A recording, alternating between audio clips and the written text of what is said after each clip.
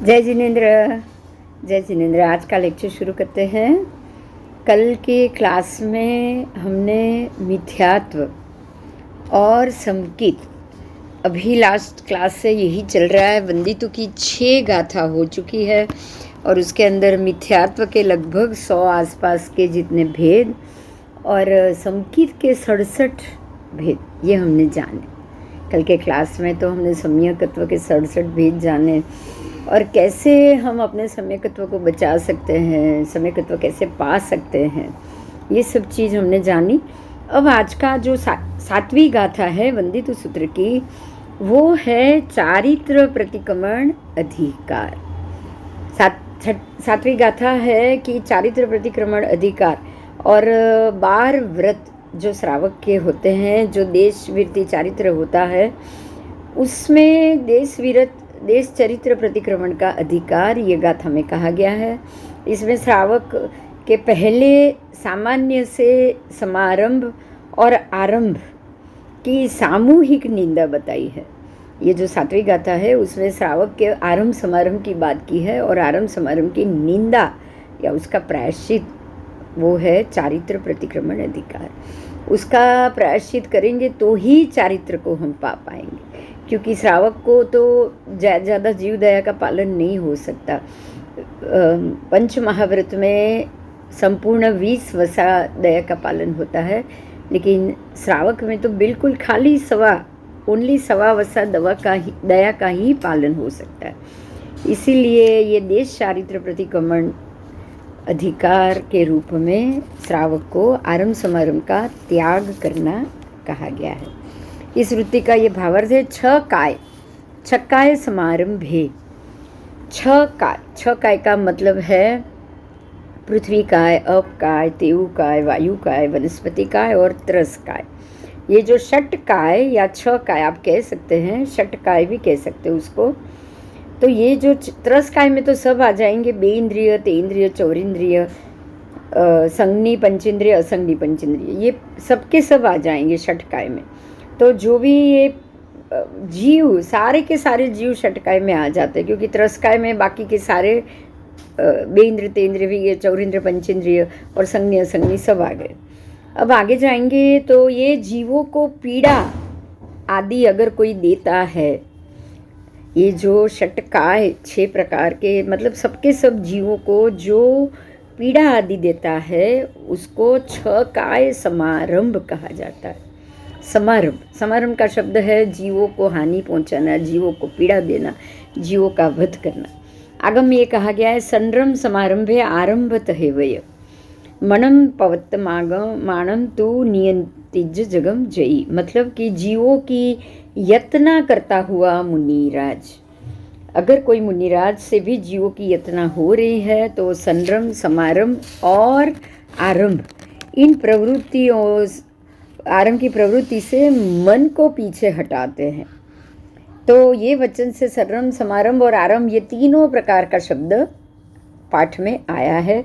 हम ये तीनों शब्दों को समझेंगे कि समारंभ क्या है, संरम क्या है और आरंभ क्या है।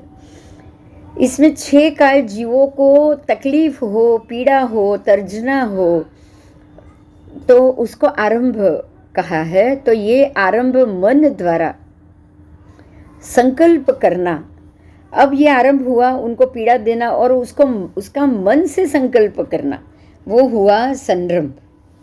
अब उन जीवों को परिताप या पीड़ा आदि हो उस प्रकार से आरंभ, उसको आरंभ, जैसे कि उनको काया से पहले अपने मन से संकल्प किया कि नहीं मुझे ये जो पेज कंट्रोल है वो कराना है, अब मैंने मन से ही ये पहले तय किया, तो ये शुरू हो गया संरंभ। उसके बाद मैंने उसको उस प्रकार को आरंभ का संकल्प किया कि नहीं, अभी जैसे फ़ोन किया, बुकिंग किया, तो ये संकल्प हुआ कि नहीं अब मुझे ये काम करना ही है, तो ये हुआ। अब उन जीवों को मैं दवाई सब लगाने के बाद परितापना, पीड़ा आदि जो जीवों को प्राप्त होती है, उस प्रकार के आरंभ को समारंभ कहा जाता है। समारंभ कि भाई पहला हुआ आरंभ का संकल्प हुआ तो संरंभ, अब आरंभ हकीकत में हुआ तो वो हुआ समारंभ। अब और इन जीवों का प्राण का वियोग हो, अब जीवों के प्राण का वियोग, तो अब आपका ये पूरा जो कार्य है वो पूरा हुआ, तो अब ये आरंभ होता है, इसको ही आरंभ कहा जाता है। मन वचन काया तीनों से आपने ये काम कंप्लीट किया तब ये आरंभ हुआ। पहले आपने संकल्प किया तो संरंभ हुआ, फिर आपने वो क्रिया की तो समारंभ हुआ, और अब ये तीनों से ये कार्य पूर्ण हुआ तो ये आरंभ हुआ। मतलब संरंभ समारंभ आरंभ, पहले आप तय करते हो तो संरंभ, फिर उस प्रकार की क्रिया का संकल्प और वो कार्य शुरू करते हो तो समारंभ, और अंतिम जो आपके ऊपर कर्म चढ़ा, जो पाप चढ़ा या जो कुछ भी हुआ वो हो गया आरंभ। तो जीवों को तर्जना करने का संकल्प है वो संरंभ, जीवों को पीड़ा परिताप देने का कार्य है वो समारंभ, और जीवों को उपद्रव करके उनके प्राणों का विनाश हो जाए वो हो गया आरंभ। ये बात सर्व विशुद्ध नयों से सिद्ध होती है। और संरंभ समारंभ आरंभ, संरंभ समारंभ आरंभ, ये तीनों के कारण जो भी अतिचार ही नहीं परंतु पाप दोष भी लगा हो, क्योंकि खाली अतिचार नहीं लगेगा, यहाँ अतिचार अनाचार नहीं है, यहाँ पाप दोष भी लगा हुआ है, तो ये सब पापों का हम प्रतिक्रमण करेंगे। तो यहाँ शंका उत्पन्न होती है कि श्रावक ने अतिचार के बदले पाप का शब्द का उपयोग क्यों किया, क्योंकि अतिचार अब ऑलरेडी पाप हो गया है, जीवों की हानि हो चुकी है, उनकी मृत्यु हो गई, तो अब तो ये पाप हो गया, ये पाप चढ़ गया। अतिचार का अर्थ ये हुआ कि उसमें हानि या हिंसा नहीं होती है, ठीक है। समाधान, अब ये श्रावक जब व्रत आरंभ अंगीकार करते हैं तब कार्यों के ये षटकाय के आरंभ त्याग करने का स्वीकार वो नहीं करता है, बराबर। श्रावक के व्रत में ये षटकाय का त्याग आरंभ तो पॉसिबल ही नहीं त्याग करना, उसको तो कुछ भी खाने पीने नहाने धोने या कोई चीज़ लाने छोड़ने में भी उनको तो ये कार्य करना ही पड़ेगा। षटकाय की विराधना श्रावक से तो होगी ही होगी।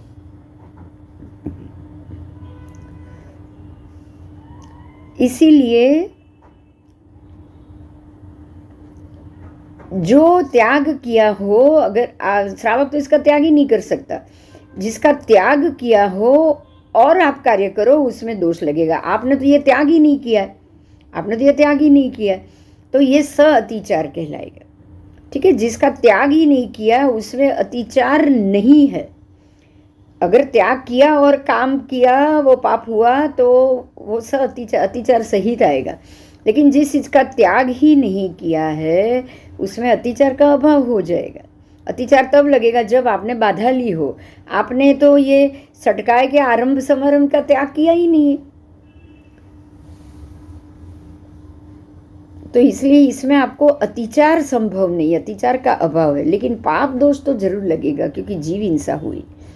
पैणे अपयावणे अजय दोषा, पैणे अपयावणे मतलब कि या तो भोजन पकाने पैणे या पयावणे दूसरे द्वारा पकवाना, आप भोजन पकाओ या दूसरे द्वारा पकवाओ, आप पैणे करो या पयावणे करो, तो ये करने के कारण जीव हिंसा होगी। और ये किए बिना कोई आपके पास चारा नहीं है, इसलिए आप इसका नियम तो ले ही नहीं पाओगे। महात्मा जरूर ले पाएंगे क्योंकि उनको खाना वाना बनाने के लिए नहीं जाना, आपको बनाने जाना है, इसीलिए आप इसका नियम ले ही नहीं सकते। अन्न शब्द से भोजन पकाने की अनुमोदना करने में भी पाप लगेगा। और उसके बाद अतट्ठा या परट्ठा मतलब कि अपने खाने के लिए या पर के खाने के लिए, अतट्ठा मेरे लिए या फिर परट्ठा दूसरी व्यक्ति को खाना खिलाने के लिए, तो आपको उभयट्ठा चेव तन्निंद, अतट्ठा परट्ठा उभयट्ठा चेव तन्निंद मतलब दोनों, मेरे खाने के लिए भी दूसरे के खाने के लिए भी, तो दोनों के खाने के लिए। अन्य शब्द से किसी का अनाज बिगाड़ने के लिए या फिर वो आहार बनाने के लिए आपने जो भी षटकाय की हड़ना आपसे हुई है उसके लिए, ठीक है। बिगाड़ने से, निरर्थक पकाने से, पकवाने से लोक में तो निंदा होगी ही होगी, और यही कारण है कि उभयठा चेव तन्निंदे। एक बार फिर से मैं ये बात जो शुरू की थी वो बता देती हूँ। वंदितु सूत्र की 6 गाथा हो चुकी है। वो 6 गाथा में सम्यकत्व और मिथ्यात्व बराबर ये दोनों को हमने समझा। मिथ्यात्व के लगभग 100 के आसपास भेद आए, सम्यकत्व के 67 भेद आए। अब परमात्मा ने अब आगे जो शुरू किया है वो है चारित्र के प्रतिक्रमण का अधिकार। चारित्री का प्रतिक्रमण का क्या अधिकार है, अब ये परमात्मा ने बताया हुआ है कि जब 12 व्रत रूप देश चारित्र प्रतिक्रमण हम जब श्रावक लेते हैं तो उनके लिए क्या, उनके अधिकार में क्या है, उसको अब यहाँ बताया गया है। गाथा है छक्काय समारंभे। 6 काय समारंभ मतलब 6 काय, षट काय में सभी जीव आ जाते हैं।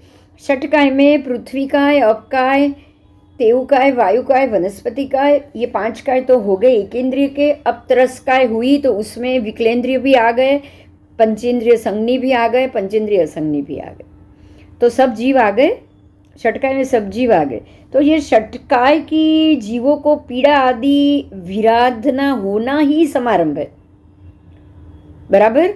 षटकाय का पीड़ा होना, ये होना ही समारंभ है। और जीवों की यत्ना करते करते जब हम कार्य करते हैं, श्रावकों को जो कार्य करना पड़ता है, या धंधा कार्य हो, रसोई हो, खाना पीना बनाना हो, तो ये जैसे कि पयने या पयावने मतलब खाना पकाना, पकवाना दोनों। पयने का मतलब है पकवान, पकाना, और पयावने मतलब दूसरों के द्वारा पकवाना। और अतट्ठा या परट्ठा, अतट्ठा का मतलब है हमारे खुद के खाने के लिए, और परट्ठा का मतलब है अन्य के खाने के लिए। और अतट्ठा परट्ठा उभयट्ठा मतलब कि दोनों, मेरे लिए भी दूसरों के लिए भी, सबके खाना बनवाना या पकवाना। तो श्रावक को ये कार्य तो करना ही पड़ेगा। इसमें आप ना कोई भी कारण से आप ये बोलो कि मुझे ये दोष नहीं लग सकता, ये पॉसिबल नहीं है। इसीलिए एक बात पे ध्यान देना है हमको कि हमको ये बाधा ही नहीं दी जाती। देशवृत्ति में आपको स्थूल प्राणातिपात दिया जाता है, मतलब कि सूक्ष्म जीवों की प्राणातिपात की बाधा आपको नहीं दी जाती। आपको बाधा दी नहीं है और आप ये कार्य कर रहे हो तो आपको उसका अतिचार तो लगेगा ही नहीं। महत्व का मुद्दा ये है कि अतिचार उसको ही लगता है जिसकी मैंने बाधा ली और जो मैंने तोड़ दी। एक बात यहाँ पे समझो, अतिचार में ये सबसे महत्व का मुद्दा है। जो हम अतिचार बोलते हैं पक्ष दिन के बाद, पक्ष के बाद, एक पक्ष के बाद, यही कारण है अतिचार रोज नहीं बोला जाता। यही कारण है कि रोज के प्रतिक्रमण में अतिचार नहीं होता, क्योंकि रोज के प्रतिक्रमण के जो क्रिया है वो क्रिया में आपको दोष आए या अतिचार लगे ऐसा मुमकिन नहीं है, पॉसिबल ही नहीं। अतिचार जब 15 दिन के समय का जो अतिचार आता है उसमें खास करके ये षटकाय की विराधना हुई, तो विराधना हुई षटकाय की। अब षटकाय की आपने बाधा नहीं ली इसलिए रोज तो विराधना होगी नहीं, इसीलिए उसका पाप लगता है। समझ में आया? ये मुद्दा अलग है, समझ में आ गया?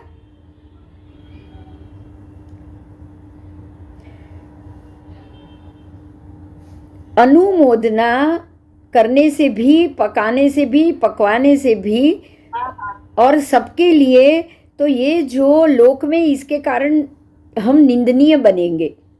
क्यों? क्योंकि हमने ये षटकाय की विराधना की है। अब यहाँ ध्यान से समझना ये है कि प्रतिक्रमण पापों का होता है, बराबर। प्रतिक्रमण हमेशा पापों का होता है। तो आपके रोज के प्रतिक्रमण में आपने इसकी, क्योंकि आपने इसका अतिचार नहीं किया है, ये अतिचार में नहीं जाएगा, ये पाप क्रिया में जाएगा।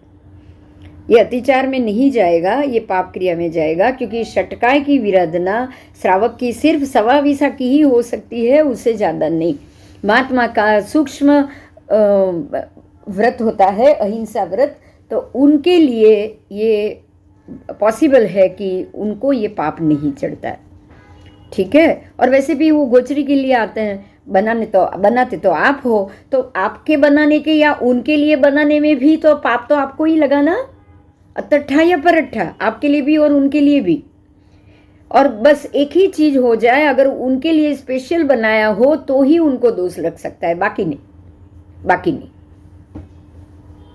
आओ, तो ये हुआ हमारा भोजन परोसना, पकाना, उसका दोष। अब भोजन परोसने में भी अगर अलग तरीके से दोष लगेगा, ये पकाने का तो लग गया, परोसने में भी पंक्ति भेद।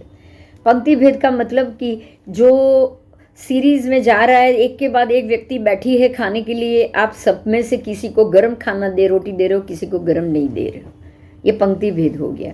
पंक्ति भेद में भी ये हो गया कि ये प्योर घी का खाना बना है तो ये स्पेशल व्यक्ति के लिए 4 चीज़ अलग है, बाकी के लिए 4 चीज़ नहीं है, ये भी पंक्ति भेद, इसका भी दोष लगेगा, इसका भी दोष।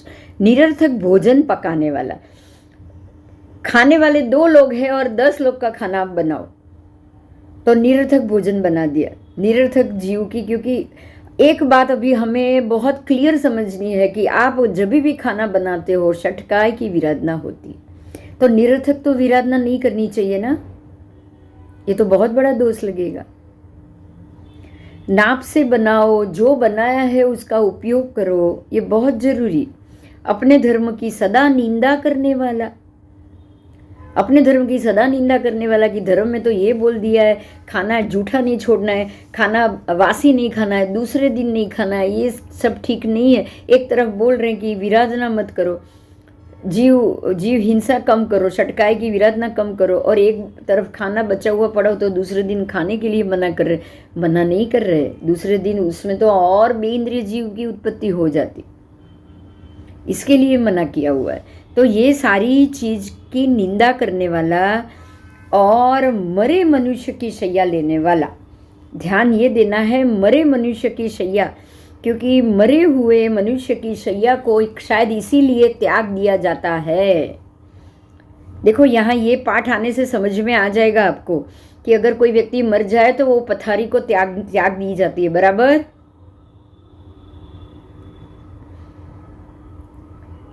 तो ये 4 चीज करने वाला, भोजन परोसने वाला, में पंक्ति भेद करने वाला, निरर्थक भोजन बनाने वाला, अपने धर्म की सदा निंदा करने वाला और मरे हुए मनुष्य की शैया लेने वाला मनुष्य मरने के बाद फिर से पुरुषत्व प्राप्त नहीं करता है।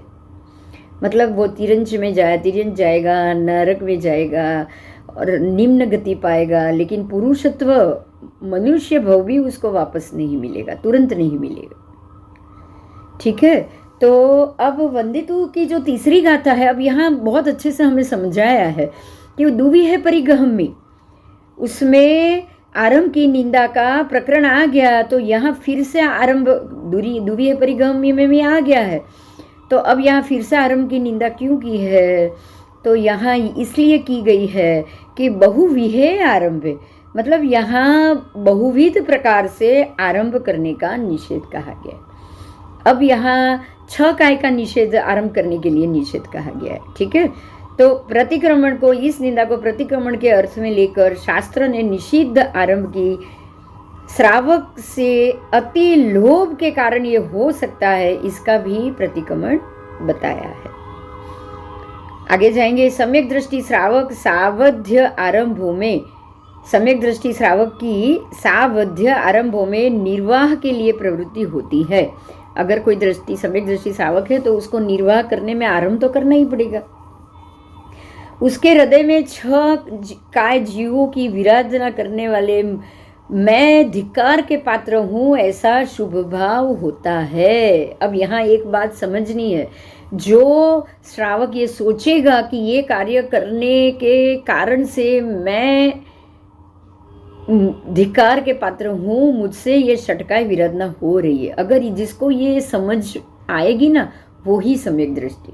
अन्य को तो ये समझ ही नहीं आएगी, अन्य को तो बोलेगा कि अरे ये तो जरूरी है, ये जीव मारने से कोई जीव मरते नहीं है, या तो फिर ये कार्य करने से हमें पाप नहीं चढ़ता, वो ये समझ लेगा।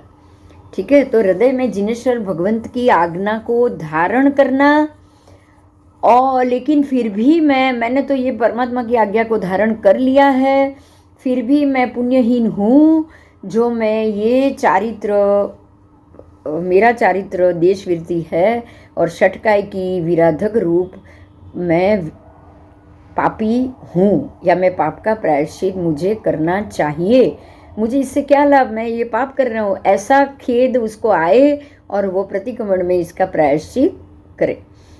इस प्रकार श्रावक के सदा परिणाम होते हैं। समझ में आया? वचन से आचरण अत्यंत दूर है। ये आप कोई वचन लेकर या स्थूल हिंसा का नहीं, लेकिन महाहिंसा का आप पंच महाव्रत वाला आप लेकर, सर्ववीरती धर्म लेकर आचरण आप नहीं कर सकते, लेकिन आप सदा प्रायश्चित के रूप में तो जरूर जा सकते हो। बराबर? आओ, अगर आपने ये सोच लिया कि मैं मुनिराज के लिए आहार बनाऊं तो और पकाऊं तो उससे मुझे पुण्य होगा, ये देखो। अब यहाँ एक बात महत्व की ये है कि मुनिराज को स्पेशल सोचने के बाद आप उनके लिए आहार बनाओ कि चलो थोड़ा खाना बना दो, ज़्यादा महात्मा आएंगे ही आएंगे, क्योंकि आजकल चातुर्मास शुरू हो गया है और महात्मा 1-2 दिन छोड़ के घर पे आते ही है। अब ये सोच के आप खाना ज़्यादा बनाओगे तो यहाँ ज़्यादा खाना बनाने का ही बड़ा पाप है। समझना ये है कि मुनिराज नहीं आए तो हम मन में उनकी निंदा भी कर लेंगे। क्यों? क्योंकि देखो आए नहीं, बना के तो रखा लेकिन आए नहीं, अब ये खाना ज़्यादा बना है तो उसका दोष भी तो मुझे लगेगा। आप ये भी सोच लोगे। इससे तो बेटर है कि आप खुद खाना अपना जितना ही बनाओ, अपने घर के लोगों के जितना ही। आप चाहे तो 12-1 बजे के बाद आहार करो, नहीं तो फिर वो आहार आप शाम को कर लो, ये सोच के करो बस, तो आप ये दोष से बाहर आ जाओगे।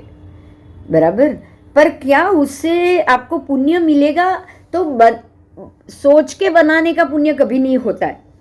ये तो हमने पहले के एग्जाम्पल में देख लिया। जैसे कृष्ण राजा को पता चला कि ये इतने 18,000 साधु वंदना करने से मेरी 4 नारकी कट चुकी है, अब मैं तीसरी नारकी में जाऊंगा, मेरे आयु भी, नारकी के वर्ष भी कम हो गए हैं। तो उन्होंने सोचा कि चलो मैं फिर से एक बार वंदन कर लूँ। तो भगवान से बोल दिया मैं फिर से एक बार वंदन कर लेता हूँ, मेरी बाकी की 3 नारकी भी टूट जाएगी। मतलब भगवान ने बताया कि अब आपको पता है और अब आप काम कर रहे हो तो उसका पुण्य नहीं मिलेगा। अब ध्यान दो कि पता है महात्मा आ रहे हैं और आपने उनके लिए खाना बनाया, पता है कि महात्मा को ये अच्छा लगता है और आपने उनके लिए खाना बनाया, तो क्या उसका पुण्य मिलेगा? ना आपको उसका पुण्य मिलेगा। ऊपर से महात्मा को आपने महात्मा का सोच के बनाया और महात्मा को हो रहा है, अभी महात्मा ने आहार किया तो उनको पाप लगेगा। समझ में आया? तो आपको कुछ भी साधु के निमित्त आहार बनाना सोच के बनाओगे तो जरूर पाप लगेगा, क्योंकि आपको उनके निमित्त का तो बनाना ही नहीं है। आपको उनके निमित्त का तो बनाना ही नहीं है और आपको ज़्यादा भी नहीं बनाना है। दोनों चीज काम करना है, दोनों काम करना है। आओ, अतट्ठा या परट्ठा का अर्थ ऐसा होता है अपने लिए और दूसरे के लिए या दोनों के लिए। 6 काय समारंभ आदि में जाएगा। बिना छाने, बिना जल का उपयोग किया, बिना छाने अनाज का उपयोग किया और लकड़ी आदि सबको शोधे बिना, अंदर कुछ जीव नहीं है ऐसा शोधे बिना उसका उपयोग किया। गैस चूल्हे में अंदर जीव नहीं है ये शोधे बिना उपयोग किया, तो आपको उसका तो दोष अलग लगेगा। वो तो त्रस्का जीव की विराधना का दोष लगेगा। बराबर? तो श्रावक को छिद्र बिना का मोटा कपड़ा लेना है, जाड़ा, मोटा का मतलब जाड़ा, बड़ा नहीं, जाड़ा कपड़ा लेना है, छानना है और जंतु बिना संखार को अच्छी तरह से जैना करके ही पानी का उपयोग करना है। लकड़ी की भी सूखी छिद्र रहित, लकड़ी में छेद नहीं होने चाहिए अगर लकड़ी का उपयोग करो तो, ठीक है। धान्य, मिठाई, शाक भाजी, स्वादिम, खादिम, मुखवास, पान, फल, सबके अंदर, जिसके अंदर और बाहर जीव उत्पत्ति ना होती हो वैसा ही उपयोग करना चाहिए। नील फूल, उसकी उत्पत्ति भी नहीं हो, उसका भी उपयोग देख लेना चाहिए। और इस प्रकार से सम्यक रूप से देखभाल करने के बाद जल आदि वस्तुओं का श्रावक को परिमित प्रमाण में ही ध्यान देना है, आवश्यकता अनुसार, बिल्कुल ज़्यादा नहीं, बिल्कुल ज़्यादा नहीं, आवश्यकता अनुसार ही आपको आहार बनाने चाहिए।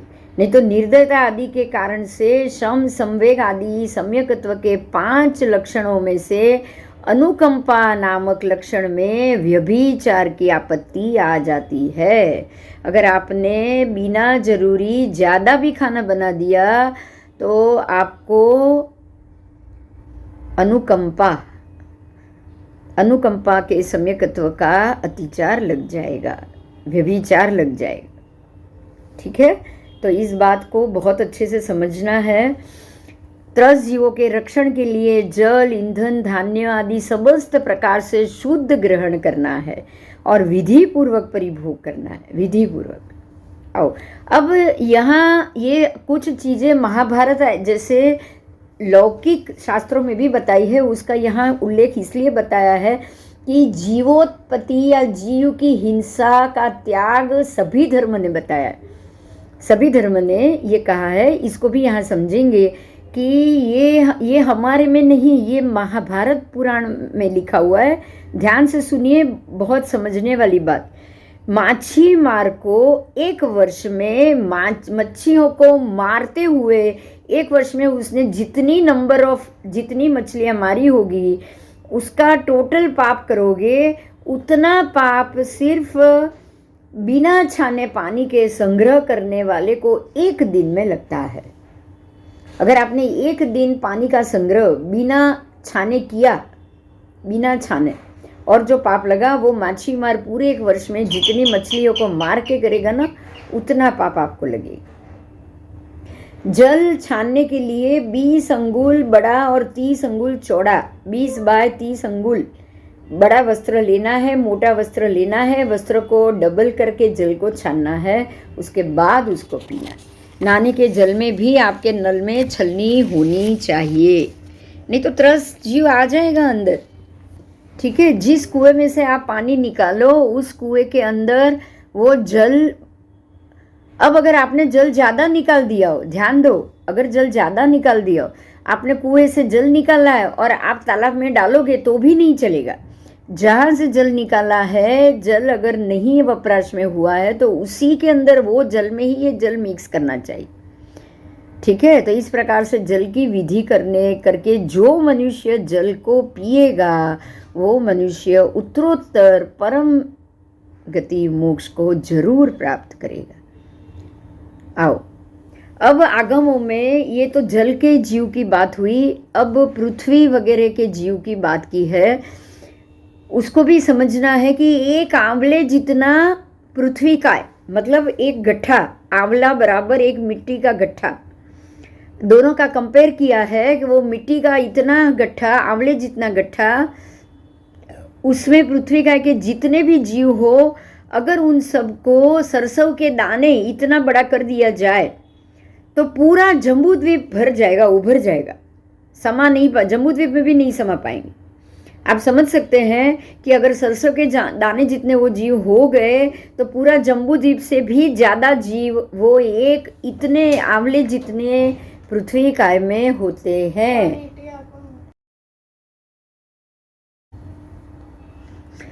अब आगे बताया है कि पानी के एक बिंदु में आंवले, हाँ, एक आंवले जितने मिट्टी के ढेफे में इतने छोटे छोटे सूक्ष्म जीव है कि अगर उसको बड़ा शरीर मिल जाए ना सरसों के दाने जितना, तो पूरा जम्बूद्वीप भी भर जाए, उससे भी ज़्यादा जीव उसमें होते हैं। और पानी के एक बिंदु में परमात्मा ने इतने जीव बताए हैं कि अगर सब ये पानी के जीव अगर कबूतर बन गए ना तो भी पूरे जम्बूद्वीप में नहीं समा पाएंगे। अब आप समझ सकते हो कि 1 लाख योजन में अगर कबूतर आ जाए तो वो जीव अगर छोटे बन जाए सूक्ष्म, उतने जीव पानी के एक बिंदु में होते।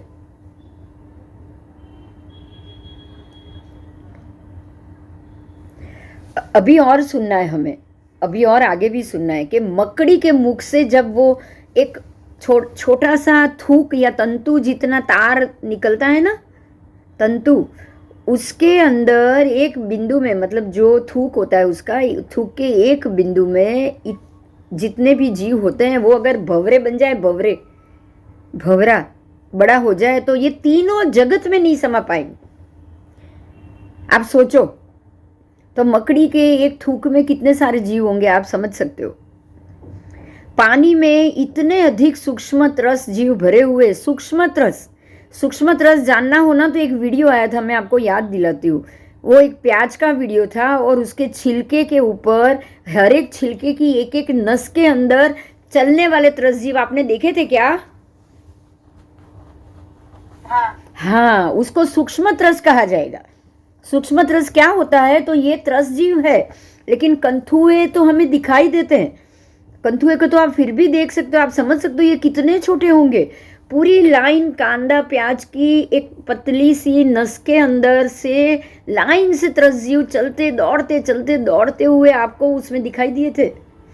तो उसको सूक्ष्म त्रस कहा जाएगा, जो चल रहे हैं लेकिन हमको नहीं दिखाई देते। तो अब आप ये समझ सकते हो कि एक पानी में इतने अधिक सूक्ष्म रस भरे हुए हैं। जैसे फूल और सुगंध अलग नहीं हो पाता है। फूल में से कभी आप खुशबू को अलग कर सकते हो? नहीं। तो पानी में से ये सूक्ष्म रस को आप अलग ही नहीं कर सकते हो। समझ में आया? फूल में से हम खुशबू को अलग नहीं कर सकते हैं, ऐसे ही पानी के अंदर, पानी तो अपकाय के जीव है, एक इंद्रिय, लेकिन अब यहाँ त्रस जीव जो उसके अंदर चल रहे हैं, चलते फिरते त्रस जीव है, उसको तो आप पानी से अलग ही नहीं कर सकते हो। इतने छोटे जीव है वो। दक्षा, आज मालूम पड़ा पानी में त्रस जीव भी होते हैं, मालूम था क्या? हाँ, मैं डॉक्टर लेक्चर आपका આવ્યા હતા। हाँ, ડોક્ટરે કીધું હતું કે મને એમ જ થાય છે કે હું જીવોથી મારા હાથ ધોઉં છું। हाँ, तो देखो ये हमारी पढ़ाई में नहीं आया, उनकी पढ़ाई में आ गया होगा। उन्होंने ये जान लिया होगा। आज ये पहली बार पता चला है कि पानी के अंदर त्रस जीव भी होते हैं और वो त्रस जीव को तो आप पानी से अलग ही नहीं कर सकते हो। मतलब आप पानी ले रहे हो तो साथ में त्रस जीव भी पेट में जा रहे।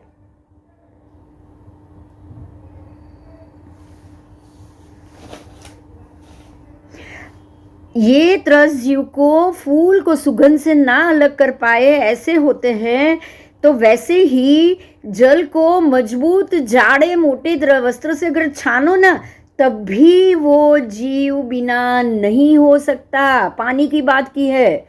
ये पानी के त्रस जीव कितने भी मोटे 2-3 वस्त्र से छानो, आप ये त्रस जीव को छानने के बाद भी पानी से अलग नहीं कर सकते। अब समझ में आ रहा है 24 उपवास का महत्व कितना है? आ रहा है ना? हाँ। तो जो भी पर्व तिथियों की आराधना का सूर्य गणांग सूत्र में देखो, ये आरंभ समारंभ का सब्जेक्ट चल रहा है, उसमें स्पष्ट रूप से लिखा है, सूर्य गणांग सूत्र में ये स्पष्ट रूप से लिखा है कि पर्व तिथि के दिन सब आरंभ समारंभ संरंभ तीनों को छोड़ के पौषध करना है, 24 उपवास करना है, और पूरा दिन आपको खास करके पर्व तिथि के दिन मोक्ष की आराधना जो जीव चाहता है उसको सभी जीवों को अभयदान देने के बाद उस दिन पौषध उपवास करना है पर्व तिथि के दिन। क्यों? क्योंकि पर्व तिथियों के दिन ही सबसे ज़्यादा आरंभ समारंभ संरंभ का समय होता है, क्योंकि सारे षटकाय के जीवों के अंदर बड़ी उथल पाथल होती है, बड़ी उथल पाथल, इतनी बड़ी हलचल होती है ये पर्व तिथि के दिन। पृथ्वी, अप, तेयु, वायु, वनस्पति, त्रस, और अब तो अपकाय के भी त्रस जीव के अंदर, पृथ्वी काय के भी त्रस जीव के अंदर, सबके अंदर इतनी बड़ी उथल पाथल होती है कि मोक्षार्थी जीवों को इन पर्व तिथि के दिन अपने आप को संरम आरंभ समारंभ तीनों से दूर रखने के लिए पौषध उपवास के साथ 24 उपवास करना बहुत जरूरी है। आओ, मोक्ष में जाने से पहले हमको ये सारा चीज करना ही पड़ेगा। अपने आप को, मन को मजबूत बनाओ। सम्यक दृष्टि लानी आ गई है, मुझे ये चाहिए ही चाहिए, आपको ये विश करना पड़ेगा, आपको ये सोचना पड़ेगा कि अब मेरे अंदर जो भी करूँ ना उसमें मक्कमता जरूर आनी चाहिए, एक दृढ़ता आनी चाहिए। इस बार ये जो पिछले कुछ लेक्चर चले, इतने ही पेज हुए, अभी खाली 75 पेज हुए ये किताब के, 400 पेज की ये किताब है भाई, लेकिन 75 पेज में सम्यक दर्शन और हमको कितना मजबूत होना चाहिए ना, ये बात हमें मालूम पड़ गई कि हमें ये अब इधर और कुछ नहीं चलेगा, कुछ नहीं चलेगा। आगे जाएंगे। अब ये एक और बात जो अन्य धर्म की बात है, भगवत गीता में ये बात बताई है, मैं ये जरूर बताऊंगी, क्योंकि परमात्मा ने यही कहा है कि वेद में लिखा है वो सही है, लेकिन उसका अर्थ गलत होता है, उसका अर्थ गलत होता है।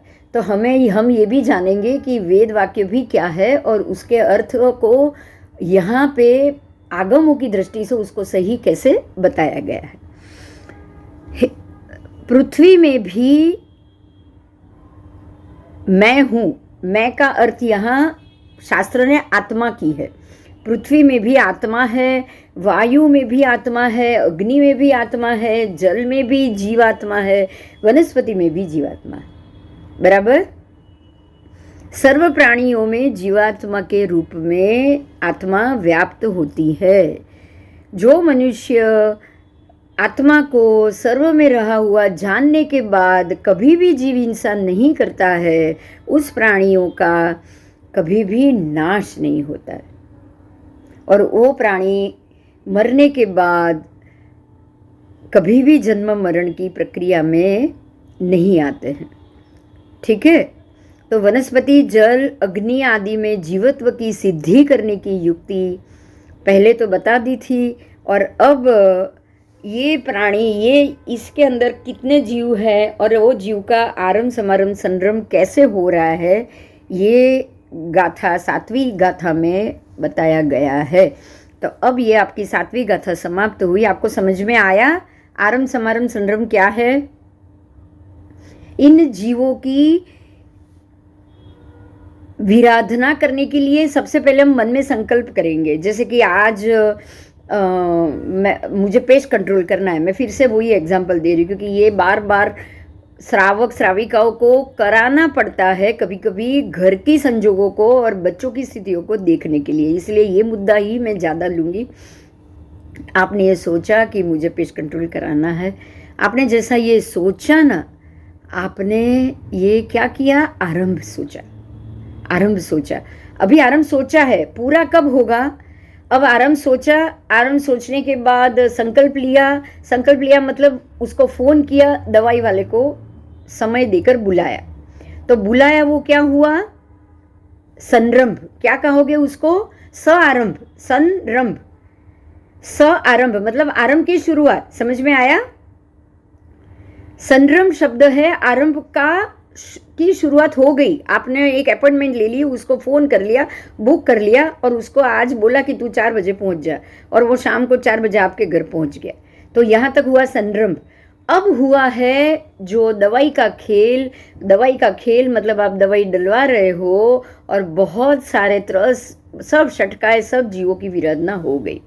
तो अब ये हुआ समारंभ, ये हुआ समारंभ, आरंभ, संरंभ, समारंभ। तो अब ये समारंभ करते वक्त आपका कार्य पूरा हो चुका है, तो अब आपका जो आरंभ था वो पूरा हुआ। समझ में आया? जो अगर मैं कुछ सोच रही हूँ, कुछ आज मैंने आइसक्रीम खाना सोचा, मैंने सोचा तो वो आरंभ हो गया। सोचने से ही मन से, हाँ, मैंने मन से तो कर लिया कि नहीं मुझे आज आइसक्रीम खाना, तो मैंने संरंभ कर लिया, मतलब आरंभ कर लिया, आरंभ शुरू हो गया है। अब आरंभ शुरू कर लिया है, तो अब मैंने वो आइसक्रीम वाले को फ़ोन किया और बोला कि भाई तू मुझे ऐसे ये 2 कोन आइसक्रीम, ये वाला मुझे ज़्यादा अच्छा लगता है, तू ये वाला 2 कोन आइसक्रीम मुझे बेच। तो आपने बुक कर लिया, पैसे भर दिए, मतलब क्या हुआ? ये संरंभ मतलब आरंभ की शुरुआत, आरंभ का एक पोर्शन हो चुका है, वचन आ गया। जैसे वो पहले मन से हुआ, अब वचन से हुआ, हो गया। हाँ। अब आप खाने के बाद आपने पूरा शांति से, पूरा आइसक्रीम आ भी गया, आपने खा भी लिया, तो अब काया से हो गया ये कार्य, काय से हो गया, आपने उसको पूरा कर लिया, तो अब ये हुआ समारंभ। समारंभ मतलब पूरा। अभी आप खा रहे हो, आप उसको खत्म कर रहे हो, आपके पेट में जा रहा है, षटकाय जीव की विराधना हो रही है, तो अब आरंभ समारंभ, आरंभ संरंभ समारंभ। पहले होगा आरंभ मन से, संरंभ होगा मन वचन दोनों से, और समारंभ होगा मन वचन काया से। समझ में आया?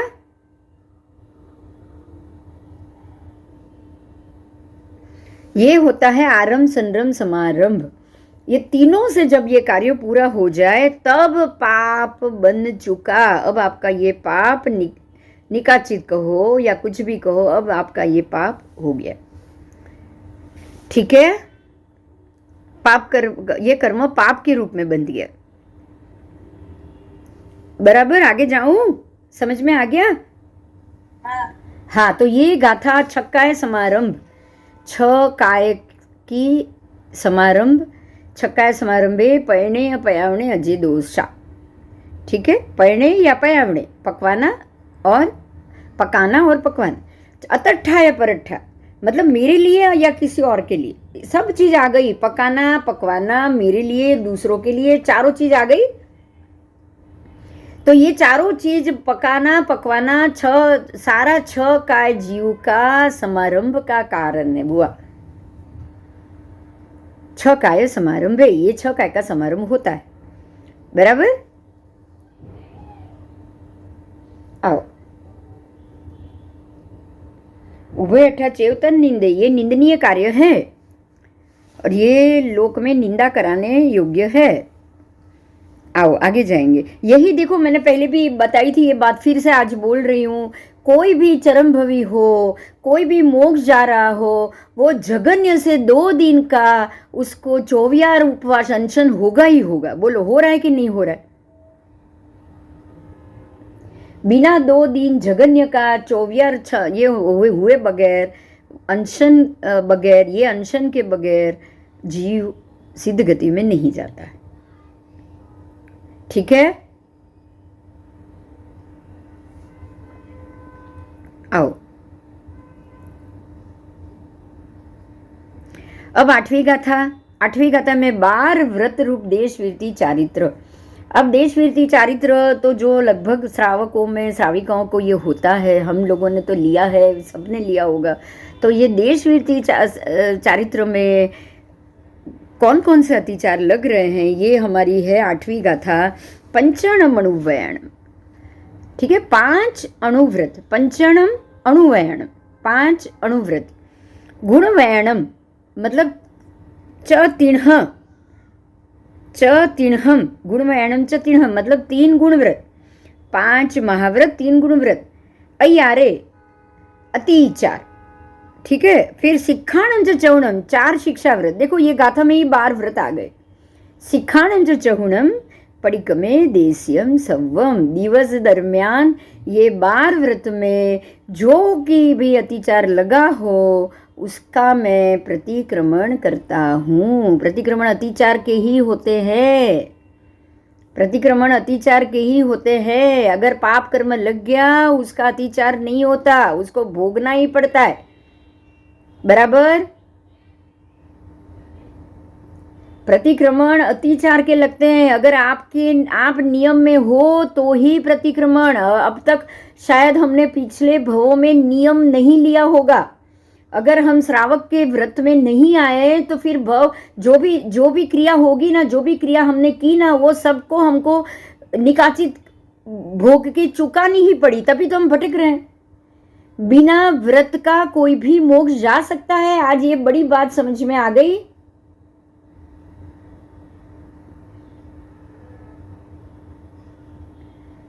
बिना व्रत के, बिना अणुव्रत के, बिना महाव्रत के आप मोक्ष जा ही नहीं सकते। आप अपनी रोज की क्रिया का प्रतिक्रमण तब करोगे जब आप व्रत में होगे। आपने व्रत ही नहीं लिया तो रोज का प्रतिक्रमण कैसे कर पाओगे? बराबर? इसीलिए पहले तो व्रत में आना जरूरी, नियम में आना जरूरी।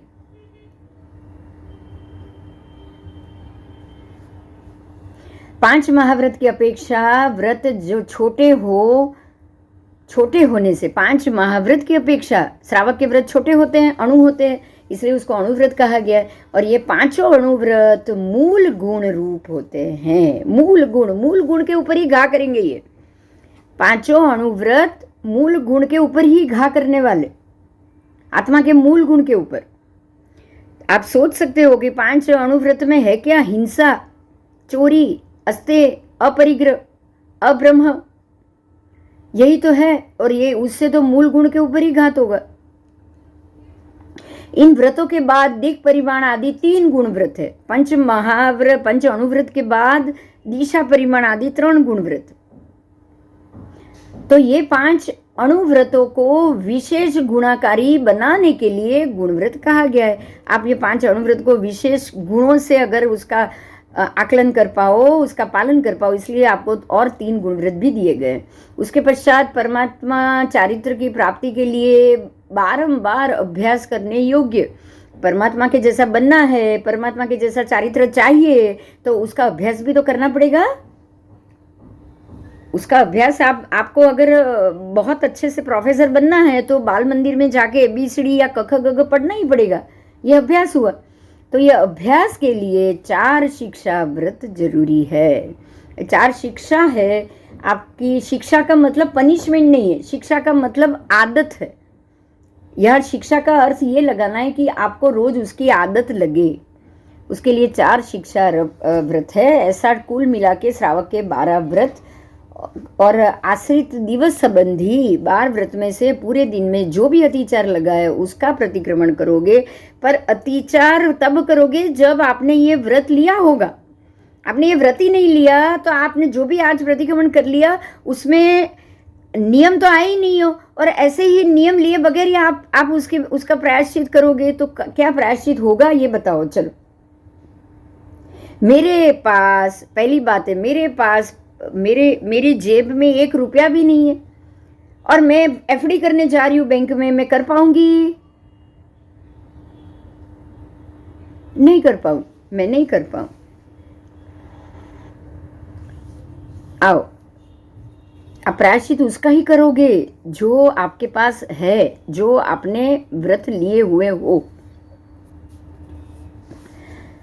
आओ, तो 12 व्रतों में से 5 व्रत यावत कथिक, 5 अणुव्रत और 3 गुणव्रत, ये जो 8 व्रत है ना वो यावत कथिक। यावत कथिक क्यों? यावत कथिक का शब्द क्या है, मतलब क्या है? तो ये पहले जो 8 व्रत है वो जितने काल के लिए हैं उतने काल तक उसका पालन निरंतर रूप से किया जाता है। अब आपने कितने काल तक लिए?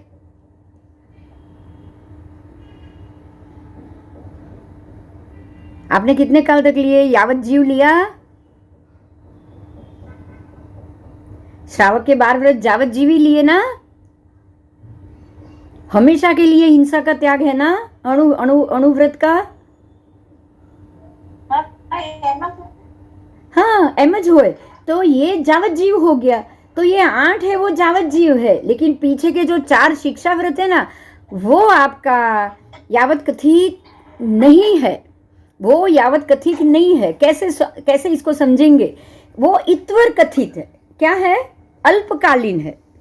पीछे के जो 4 शिक्षा व्रत है वो इत्वर कथित है। जैसे कि सामायिक तो 48 मिनट के लिए ही लोगे आप, जावत जीव का नहीं लोगे, बराबर। उसमें सामायिक व्रत है ना।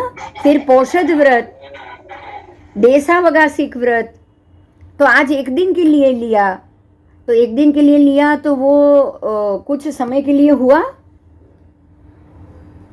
पोषद व्रत वो भी 1 दिन के लिए लिया, या 64 प्रहरी लिया तो वो भी कुछ समय के लिए लिया। उपदान किया तो 1.5 महीने के लिए लिया। 45 दिन तो वो भी कुछ समय के लिए लिया। तो हमारे जो पीछे के 4 व्रत है वो इत्वर कथित है, और आगे के जो है वो यावत कथित है। आओ, सामायिक और देशावगासिक तो प्रतिदिन किए जाते हैं, लेकिन फिर भी कुछ समय के लिए, बराबर। औषधि और अतिथि संविभाग, ये 2 व्रत अष्टमी, चतुर्दशी, पर्व आदि विशेष दिनों में किए जाता है। समझ में आ गया? अब यह 8वीं गाथा में मुझे ऐसा लग रहा है कि व्रतों में भी आज हमको 2-3 चीज नई जानने को मिली, जरूर मिली। ठीक है, आओ।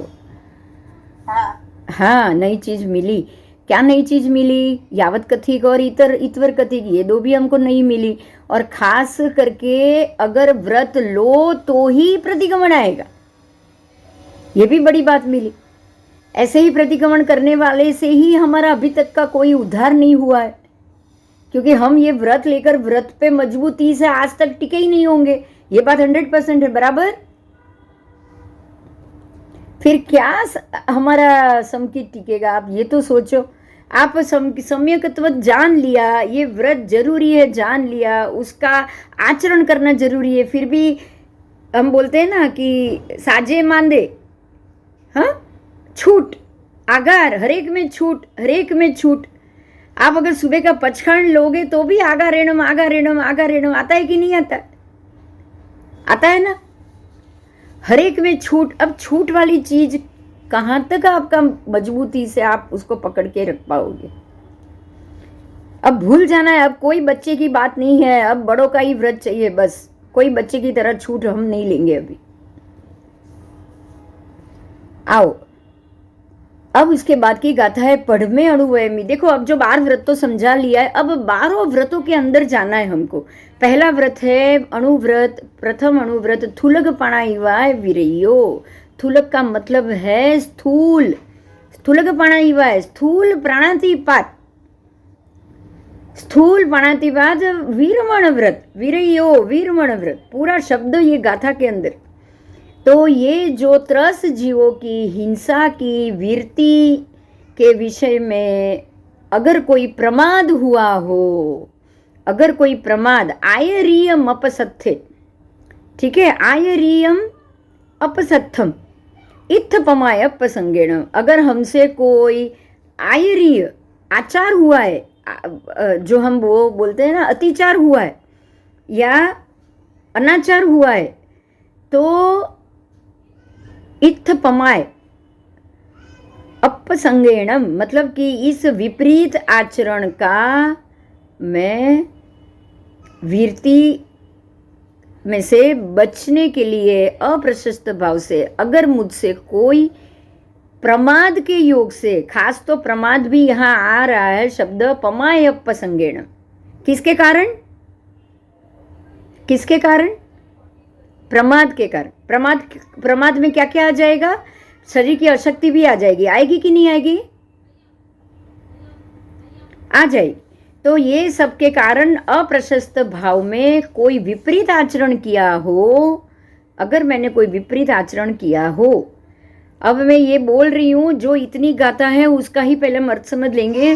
पृथ्वी, अब, तेयु, वायु, वनस्पति आदि 5 स्थावर जीव, उसमें से अणुव्रत मैंने ये लिया है कि ये 5 स्थावर जीव और पंचेंद्रिय मिलके पूरे 9 प्रकार के जीव हो गए। वो सभी जीव की हिंसा 9 प्रकार की होती है। देखो 9 प्रकार के जीव हैं, फिर से गिनाओ। पृथ्वी, अब, तेयु, वायु, वनस्पति, 5 स्थावर, उसके बाद एकेंद्रिय, बेइंद्रिय, तेइंद्रिय, एकेंद्रिय तो आ गए, बेइंद्रिय, तेइंद्रिय, चौरिंद्रिय, पंचेंद्रिय, 4 कौन हुए? एक मिनट। तो पृथ्वी, अब, तेयु, वायु, वनस्पति, 5 स्थावर और एक बेइंद्रिय, तेइंद्रिय, चौरिंद्रिय और पंचेंद्रिय, 4, 5 और 4 9 प्रकार के जीव, और 9 प्रकार के जीवों की हिंसा भी 9 प्रकार से हो गई। मन, वचन, काया के योग तो 9 को मन से, 9 को वचन से, 9 को काया से, 3 से अगर मल्टीपल करोगे तो 27 भेद हो गए। हिंसा के कितने अभी तक हुए? 27 प्रकार की हिंसा हुई। अब ये 27 को करण, करावण, अनुमोदन और 3 से गुनो, 27 को और 3 से तिगड़ी करोगे तो और कितनी होगी? 81 प्रकार की हो जाएगी। हुई ना?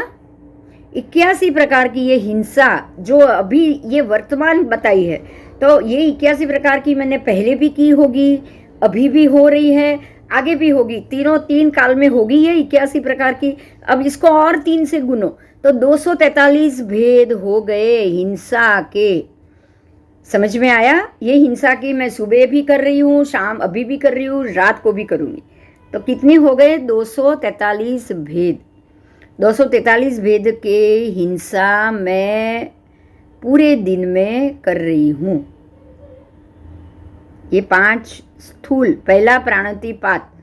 पहले प्राणातिपात वीरमण व्रत की जो भी मैं आराधना करते मुझे जो भी अत्याचार लग रहा है, कितनी प्रकार की हिंसा का लग रहा है?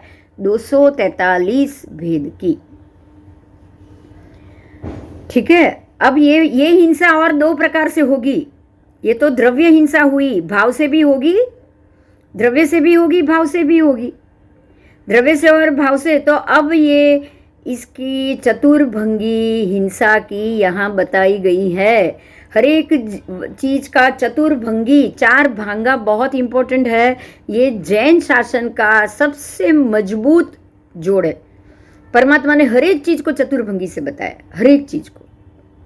शीलवान मनुष्य और चारित्रवान मनुष्य भी चतुर्भंगी से देखा जाता है। तो अब इसको ये चतुर्भंगी हम समझेंगे कि जैसे कि मारने के परिणाम वाला शिकारी अलग है और तीर को मारने के समय, अब अगर कोई शिकारी किसी को मारने का परिणाम वाला हो तो मारने के समय उसके मन में क्या आएगा? द्रव्य से हिंसा और भाव से भी हिंसा दोनों आएगी ना? अगर कोई मारने के परिणाम से शिकारी ने तीर खींचा मारने के परिणाम से, तो द्रव्य हिंसा और भाव हिंसा दोनों आ गई ना? अब वो तीर छोड़ेगा तो द्रव्य हिंसा हो गई कि वो जीव मर गया, और भाव हिंसा ये हो गई कि उसने उसको मारने की इच्छा की थी कि आज मैं इसको मार के कुछ काम करूंगा। तो दोनों आ गई। अब दूसरी बात, अगर अगर अगर इरिया समिति में उपयोग रखने वाले मुनिराज अगर विहार कर रहे हैं, जमीन को देख के चल रहे हैं, लेकिन जमीन को देखते काजा निकालते निकालते चलते हुए भी अगर कोई जीव उड़कर नीचे आ गया, सामने आ गया, पतंगे आके बैठ गया उड़ के, और उनका पैर उसके ऊपर लग गया और वो प्राणी की हिंसा हुई, तो अब क्या ये द्रव्य से हिंसा हुई, लेकिन क्या वो भाव से हिंसा हुई? देखो, 2 हिंसा नहीं हुई। 2 हिंसा में फर्क है। जो पशु को मार रहा है वो पारधी है या वो कसाई है, वो द्रव्य से भी मार रहा है और भाव से भी मार रहा है। लेकिन अगर मुनिराज के पैर में गलती से आके अगर कोई कुकड़ा या कोई डेढ़का अगर मर रहा है तो ये हिंसा द्रव्य से ही हुई है, भाव से नहीं हुई है। ठीक है। तो हिंसा के परिणाम वाला और हिंसा होने पर अचानक जीव मर जाए, ये दोनों में बहुत बड़ा फर्क है। हिंसा के परिणाम में वैर का बंधन होता है, लेकिन हिंसा द्रव्य से जो परिणाम हुआ है, भाव से नहीं हुआ है, उसमें वैर का बंधन नहीं होता। मतलब ये हो गया कि यहाँ पे कर्मबंध एक ही तरफ हुआ, दोनों तरफ नहीं हुआ। समझ में आया? तो प्राणी हिंसा के क्लिष्ट परिणाम वाला जीव प्राणी की हिंसा नहीं करने पर भी वैर के बंधन में होता है और वो हिंसाकारी हो जाता है। अगर इसकी जगह उल्टा हो, वो शिकारी तीर लेके खड़ा है, मारने के लिए द्रव्य हिंसा भाव हिंसा दोनों लेके खड़ा है, वो तीर छोड़ता भी है और हरण भाग गया, हरण मरा नहीं, तो खाली द्रव्य हिंसा ही हुई नहीं, खाली भाव हिंसा हुई ना नहीं। जब भाव हिंसा हो जाती है, द्रव्य हिंसा अपने आप हो जाती। जब भाव हिंसा हो जाएगी तो वो जीव हिंसाकारी अपने आप हो गया, वो पारधी हिंसाकारी हो ही गया। उसने वैर का बंधन तो जब सोचा और तीर छोड़ दिया तभी बांध दिया, वो तो हरण का आयुष्य था जो बच गया। बात समझ में आ रही है क्या हुआ है? आपको लगा कि ये मैंने ये जानबूझ के किया लेकिन ये जीव बच गया, मतलब ये मैंने नहीं किया है, ऐसा नहीं होता है। अगर वो बच गया, उसके आयुष्य से बच गया, मगर आपने उसको मारने की बुद्धि से मारा है, तो वो बच जाए तो भी उसको मारने का जो पाप है, हिंसा का जो पाप है, वो आपको लगेगा ही लगेगा। समझ में आ गया? देखो ये कितनी बड़ी बात हुई है, कितनी बड़ी बात हुई। प्रशस्त भाव होने के कारण वो क्रिया कर्म के रूप में नहीं चढ़ पाई। क्यों? क्योंकि उनके भाव प्रशस्त है। उनका भाव एक भी कषाय, प्रशस्त कषाय वाला है, किसी को भी मारने की बुद्धि का नहीं है। महात्मा का, मुनिराज का, या आपका या मेरा, अगर किसी को भी मारने की बुद्धि का भाव नहीं होगा और अगर आपसे अनजाने में कोई ना कुछ होता होगा तो आप बच पाओगे। लेकिन पेस्ट कंट्रोल करा रहे हो, मारने की बुद्धि से ही करा रहे हो, बराबर?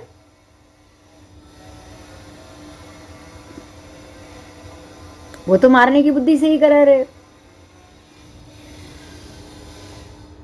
तो वो आपको हिंसा का, उससे आप नहीं बच पाओगे। लेकिन अगर अचानक कुछ ऐसी चीज हो जाए और वातावरण बदल जाए और अगर ये जीव अपने आप, कुछ उनकी हिंसा हो जाए, अपने आप हो रही है, आपके कारण नहीं, तो आपको कोई दोष नहीं लगेगा। आओ,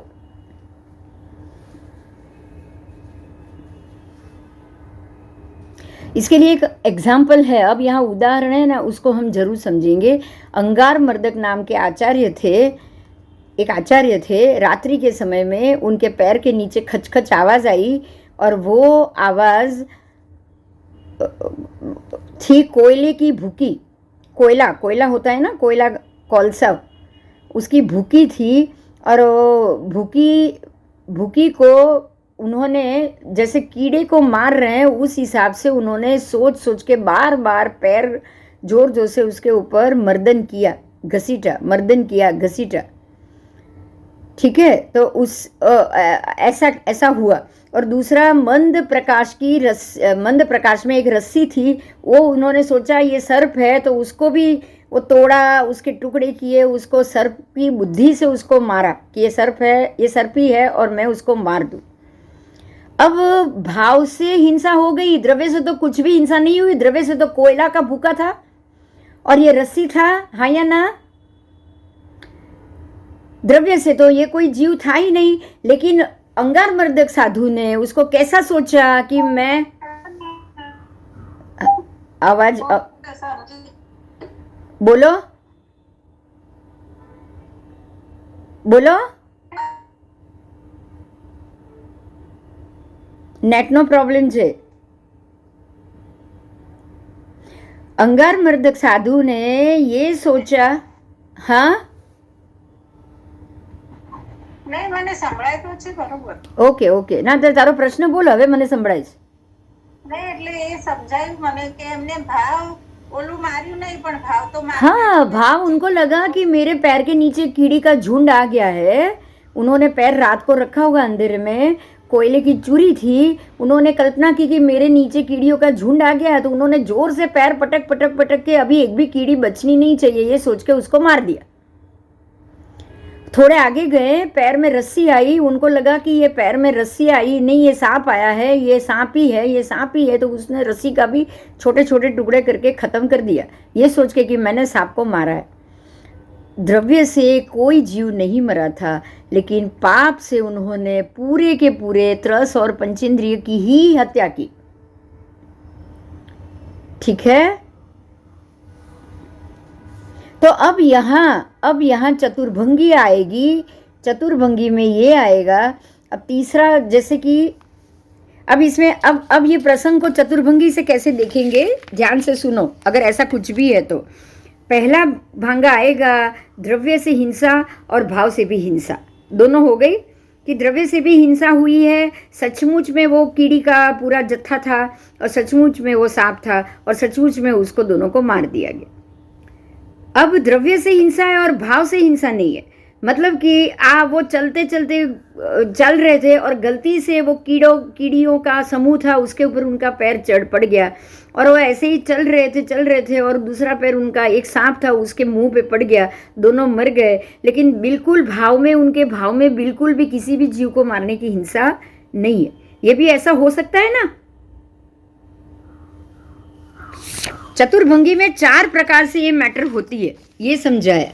अब तीसरे में ये हुआ, भाव से हिंसा हो गई। लेकिन द्रव्य हिंसा नहीं है। तो भाव से हिंसा हो गई, मतलब मैंने उसको मारना ही है ये सोच लिया, लेकिन आपने द्रव्य से किसी को भी नहीं मारा, द्रव्य से आपने किसी को भी नहीं मारा और भाव से आपने उसको मार दिया। ठीक है। और चौथा ये कि द्रव्य से भी हिंसा नहीं की है और भाव से भी नहीं की है। देखो पहले था द्रव्य से भी की, भाव से भी की, चौथे में कुछ नहीं किया, ना द्रव्य से की ना भाव से की। तो 4 प्रकार के संजोग होते हैं। प्राणीवध इस प्रकार से जब भी हो तो कैसे पाप चढ़ेगा वो समझाने के लिए 4 प्रकार बताए। चतुर्भंगी समझ में आ गई? हाँ, शास्त्र में हर एक चीज को चतुर्भंगी से देखा जाता है। ग्रह की भी हम लोगों के ऊपर क्या असर होगी, कैसे फल मिलता है, वो भी चतुर्भंगी से देखना है। परमात्मा ने प्रत्येक पदार्थ को चतुर्भंगी से ही देखने के लिए बोला है। आओ अब श्रावक की 27वां दया, जो विसा हम बोलते 27 या 27वां दया क्या है, अब आप ये समझोगे कि श्रावक की 27वां दया क्या होती है। प्राणी का वध सूक्ष्म और स्थूल 2 प्रकार से होता है। स्थूल प्राणी का भी वध है, सूक्ष्म प्राणी का भी वध है। 2 भेद है, जैसे स्थूल प्राणातिपात सूक्ष्म और हमारे स्थूल प्राणातिपात और जो पंच महाव्रत है वो उनका सूक्ष्म प्राणातिपात। ठीक है, उनका संपूर्ण प्राणातिपात। तो बेइंद्रिय से लेके पंचेंद्रिय जीवों को स्थूल समझना है। तो हम तो सिर्फ स्थूल से ही बच रहे हैं ना। सूक्ष्म से आप बच सकते हो? श्रावक सूक्ष्म से बच सकता है? नहीं। तो आपकी जो ये प्राण की जो दशा है, पृथ्वी अप तेऊ वायु वनस्पति, ये जो बादर जीव है उसका वध तो 2 प्रकार से होता है। मुनिराज ये 2 प्रकार के वध से निवृत्त हो गए, इसलिए उनकी पूर्ण 20 दया हो गई। लेकिन हम ये पूर्ण रूप से नहीं निवृत्त हुए हैं। संपूर्ण जीव में जीव दया होती है, जबकि गृहस्थ इन 2 में से एक सिर्फ स्थूल यानी कि जो त्रस, बेइंद्रिय, तेन्द्रिय, चौरिंद्रिय, पंचेंद्रिय, ये 4 की ही हिंसा का त्याग होता है। सूक्ष्म जीवों की हिंसा का गृहस्थ को त्याग नहीं होता।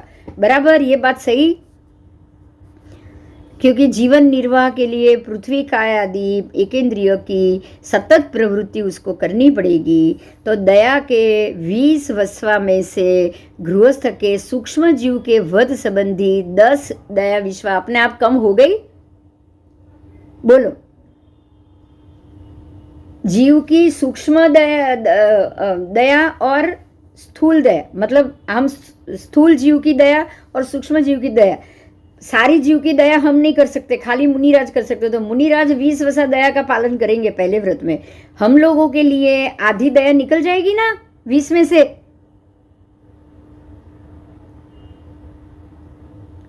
स्थूल की ही हमने व्रत लिया, सूक्ष्म का तो हमको व्रत ले ही नहीं पाएंगे। समझ में आ गया?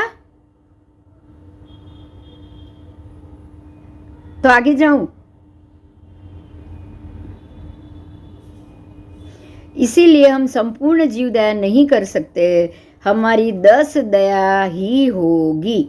अब 10 में से भी क्या होगा, 10 में से भी घटेगा। कैसे घटेगा सुनो। दया के 20 में से गृहस्थ को सूक्ष्म जीव के संबंधी 10 दया कम होने से शेष 10 दया बची। गृहस्थ को तो ये 10 रही है। स्थूल त्रस जीवों की हिंसा के भी और 2 भेद है, संकल्प से जीवों का वध, आरंभ से जीवों का वध। अब हम मन के अंदर संकल्प करते हैं कि इसको मारूं या उसको मारूं, तो आप संकल्प के जो प्रथम भेद है, त्रस जीवों की हिंसा का प्रथम भेद गृहस्थ को त्याग होता है। आपको त्रस जीवों की हिंसा का प्रथम भेद आपके पास, आपको उसको त्यागना पड़ेगा। क्योंकि आप गाड़ी में जाओगे, आप वाहन में घूमोगे, आप एरोप्लेन में बैठोगे, ट्रेन में बैठोगे, लिफ्ट में जाओगे, सब जगह पंखा यूज करोगे, एसी यूज करोगे कि नहीं?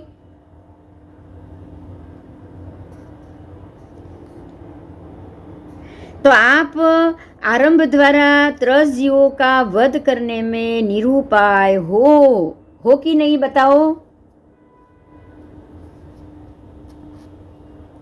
देखो महात्मा क्यों गाड़ी, ट्रेन, इलेक्ट्रिक नहीं यूज कर रहे, अब समझ में आ रहा है? मोबाइल नहीं यूज करते, लाइट नहीं यूज करते, प्लेन नहीं यूज करते, ट्रेन नहीं यूज करते, जूते नहीं यूज करते, अब समझ में आ रहा है? हमको तो खेती भी करनी पड़ेगी, खेती नहीं करोगे तो करण करावण अनुमोदन, हमको तो लग ही रहा है, हम नहीं कर रहे तब भी लग रहा है। इसीलिए आदि आरंभ आदि ना करे तो जीवन निर्वाह का अभाव हो जाए, तो गृहस्थ को त्रस्त जीवों का वध, उसका त्याग भी संकल्प से ही होगा। तो त्रस्त जीवों का त्याग संबंधी 10 विश्वा में से आरंभजन्य हिंसा के 5 विश्वा कम हो गए। आपसे आरंभ तो होता ही है ना?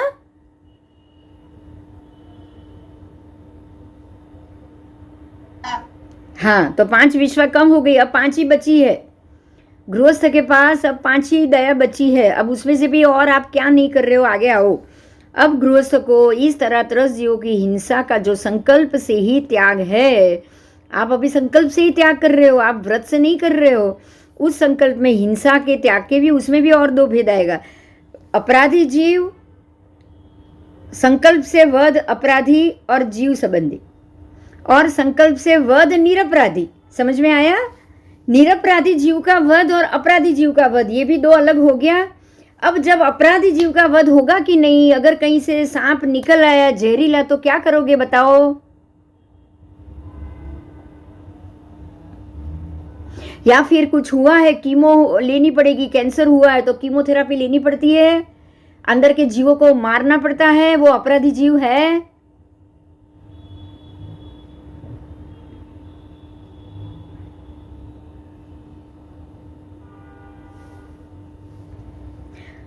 बराबर, बड़ा अपराध और छोटा अपराध, उसमें भी एक और 2, बड़ा अपराध और छोटा अपराध।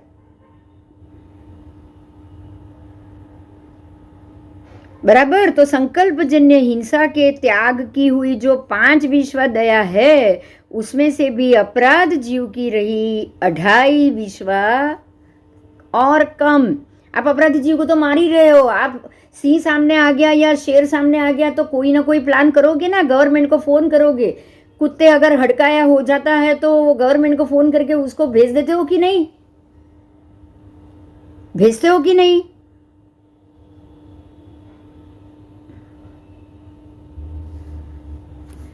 तो 2.5 विश्वा ही दया बची, निरपराधी जीव की ही दया आप कर रहे हो, आप सिर्फ निरपराधी जीव का कर रहे हो। अब उसमें भी 2 आएगा, सापेक्ष और निरपेक्ष। निरपराधी के भी 2 भेद, सापेक्ष निरपराधी, निरपेक्ष निरपराधी। इसको समझो, गृहस्थ को किसी भी सापेक्ष अपेक्षा के बगैर, अपेक्षा कारण बिना निरपराधी जीव का त्याग है, बिना अपेक्षा। लेकिन सापेक्ष त्याग है, सापेक्ष त्याग है। ध्यान से सुनो, अगर आप बैलगाड़ी में बैठे हो तो भैंसा घोड़ा अगर चलेगा नहीं तो क्या करोगे? अच्छा, आप ट्रेन में बैठे हो, आप ट्रेन में बैठे हो, आप किसी जीव को नहीं मार रहे हो, लेकिन ट्रेन के नीचे जितने जीव आएंगे मरेंगे, क्या होगा?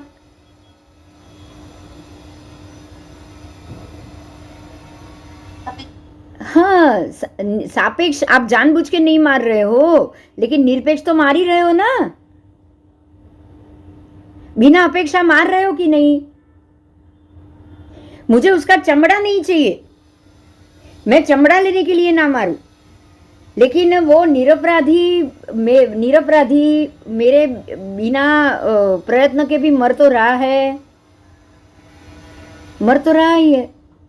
तो निरपराधी जीव की हिंसा के त्याग में, अब आपने इसमें त्याग नहीं किया है, आपने इसका त्याग नहीं किया है। मतलब आप ट्रेन में जा रहे हो, आप गाड़ी से जा रहे हो, आप चल के जा रहे हो, तो आपने चलते हुए हरते फिरते त्रस बीज और त्रसकाय जीव की, पंचेंद्रिय जीवों की आपने कोई हिंसा का त्याग नहीं किया है, तभी तो चल रहे हो ना, तभी प्लेन में जा रहे हो, तभी ट्रेन से जा रहे हो, क्योंकि आपने इसका त्याग नहीं किया। अगर त्याग करते तो आप जाते,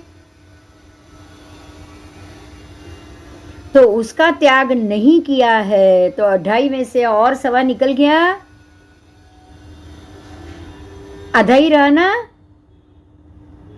आधा क्या रहा, निरपराधी जीवों को, आधा क्या रहेगा, संकल्प से मैं निरपराधी जीवों की हत्या नहीं करूंगा। समझ में आया? सापेक्ष रूप से हिंसा नहीं करूंगा। ये खाली सवा विश्वा की दया बची आपके पास बस। ये दया कौन सी बची? निरपराधी जीव की सापेक्ष रूप से हिंसा का त्याग। अब समझ में आ गई बात? अपराधी जीव को तो आप मार ही रहे हो।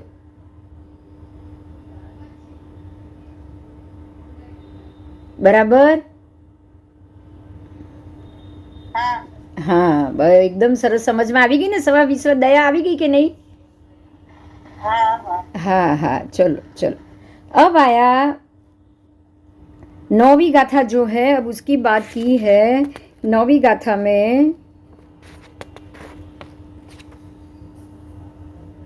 प्राणदिपात वीरमण व्रत थुलग पाणाइवाय वीरयो, वही गाथा है और उसका ही यहाँ भाषांतर किया हुआ है कि वीरमण व्रत, अभी भी प्राणादिपात वीरमणी चल रहा है। 5 मूल व्रतों का सार, मूल व्रतों का सार होने से ये पहला व्रत है। उस और पहले व्रत में थुलग मतलब कि स्थूल आने जाने की क्रिया द्वारा जो भी विकलेंद्रिय है, पंचेंद्रिय है, उसकी बात हुई। और उन जीवों का प्राणातिपात घात करने से मैं विरमता हूँ। तो उसमें भी इंद्रिय, श्वास, उच्छ्वास, आयु, हड्डी, चमड़ी, नख आदि अतिपात, उसका नाश करना, मतलब वो जीवों का शरीर का अलग अलग ऐसे विभाग करना, उसका नाश करना, उसका वियोग करना हिंसा कहलाती है। ऐसा भगवत वचन है। समझ में आया? ये सारे जो आपने विकलेंद्रिय और पंचेंद्रिय जीव देखे, उनकी हड्डी अलग करो, उनके पंख अलग करो, उनके पैर अलग करो, उनकी आंखें अलग करो, ये सारा जो करना, हड्डी, चमड़ी, नख, दांत, उसका जो बिजनेस है, उसका जो व्यवहार है, खास करके उसके लिए बताया गया है ये। तो उसमें से आप ये हिंसा से विरम गए हो, आप उससे विरम चुके हो। ठीक है? तो तीसरा अर्थ, अब ये बाह्य साधन लक्षणों से परिचय हो सके, इसीलिए ये बादर बेइंद्रिय है। आपको उसकी सूंड से मालूम पड़ेगा कि ये हाथी, तो ये पंचेंद्रिय हो गया, संज्ञी पंचेंद्रिय ये हो गया, आपको उससे पता चले। बराबर? तो अतिक्रम, व्यतिक्रम आदि अतिचार के द्वारा वो व्रत लिया और उसमें मलिनता हो गई हो, प्रमाद के कारण, अप्रशस्त भाव से वध बंधन आदि कारण बन गया हो, किसी भी जात के भूत ग्रह व्याधि आदि की शांति के लिए ये वध बंधन आदि आचरण प्रशस्त भाव से होता भी है। मतलब जो आप जो भूत ग्रह या भूत प्रेत है, व्याधि आदि, उसकी शांति के लिए आपको ये पता है कि जो वेद वेदांग हो या कोई भी हो, बलि भी दी जाती है, मालूम है ना? बलि में वध बंधन हुआ कि नहीं? होता है ना, बलि का कारण मारी मरकी हो जाए, ये प्रशस्त भाव से कहा गया है कि भाई पूरे नगर में मारी मरकी हो गई है तो अभी वो कोई दवाई छंटवाओ। जैसे ये प्लेग होता है तो दवाई छांटना के काम होता है कि नहीं? बलि की बात नहीं करेंगे, बलि तो है ही नहीं प्रशस्त। लेकिन अगर मान लो कि ये जो प्लेग निकलता है तो बहुत सारे चूहों को मारने के लिए दवाई की जाती है, प्लान किया जाता है। बराबर? हाँ हाँ, तो ये कैसे कहा जाएगा? ये प्रशस्त भाव कहा जाएगा। अब जो वध बंधन होगा ये कैसे कहा जाएगा? प्रशस्त भाव। समझ में आया? इसमें भी प्रशस्त कारण आ सकता है। आर्य अतिचर्यम शब्द का, पद का अन्य अर्थ अन्यत्र जाने के लिए होता है। तो जो अतिचार और अनाचार, ये दो चीज इसमें आ सकती है। देशवीरती से सर्ववीरती में जाना। समझ में आया? देश वृत्ति से सर्ववृत्ति में जाना, मतलब आप देश वृत्ति में आपने ली है, सवा विश्वा की दया कर रहे हो, अब आपको पूरी दशा का पालन करना है, आप सर्ववृत्ति में जाओ, ये भी संभव है। तो ऐसा भी अन्यत्र गमन प्रतिक्रमण के द्वारा हो सकता है। तो अपसत्थे आयर्य अपसत्थे, ये आयर्यम अपसत्थे ये गाथा है, ये उसका अर्थ किया गया है। आओ, प्रशस्त भाव में क्रोधादि कषाय के औदयिक भाव होने पर भी वध बंधन क्रिया हो तो देश वृत्ति से सर्ववृत्ति में जाने का कारण बनता है। देखो, अगर आपसे ऐसा कोई वध हो गया, आपने जैसे कि एक उपाश्रय है, बहुत सारे महात्मा है, और आपको ये पता चले कि यहाँ बहुत सारे सांप का पूरा झुंड आ रहा है, सर्प का झुंड आ रहा है, जमीन से निकला है, और आप ये करो, आपको इसका इलाज कैसे करो, तो कि अंदर बहुत सारे 200-500 महात्मा बैठे हैं और आपको महात्मा को बचाना है, तो आप क्या करोगे? उपाश्रय का जो बाहर का दरवाजा और जो एरिया है जहाँ से सांप जा सकते हैं, वहाँ पे बड़ी सी आग लगा दो, लकड़ियाँ वकड़ियाँ लेके जला दो, आग लगा दो, ताकि सर्प यहाँ डर के आए ही नहीं, यहाँ से ही वापस चले जाए। और ऐसे में सर्प को तो वापस जाने का रास्ता, या इधर उधर भागेंगे वो आग देख के, आग महसूस करके, और उसमें कहीं 2-4 सर्प वो आग में अगर कहीं जल भी गए और मर भी गए, तो ये हिंसा क्या कहलाएगी? प्रशस्त भाव के कारण हुआ कषाय। इसको आप क्या कहोगे? अपसत्थे। देखो, गाथा में ये शब्द है कि नहीं? अप्रशस्त भाव से किया क्रोध, आप सीधे वो सर्प के ऊपर ही घात करोगे, और प्रशस्त भाव से किया हुआ क्रोध आप किसी अन्य को बचाने के लिए ये प्रयोग करोगे। बात समझ में आई?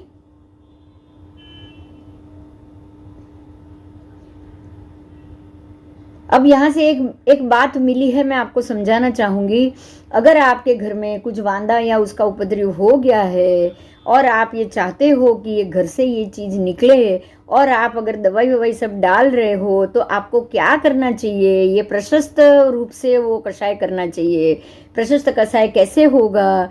तो जो जो स्थान है जो खाली है वो सब आप खाली कर दो, जितने भी पंचेंद्रिय उसमें से वांदे और ये सब निकले, वो सबको आप झाड़ू और सुपड़ी या कपड़े में लेके घर के बाहर फेंक दो। उसके बाद वो एरिया, वो दवाई से वो एरिया को पोंछा या दवाई डाल के साफ करो। तो ये प्रशस्त भाव होगा, ये प्रशस्त से कषाय होगा, बताओ।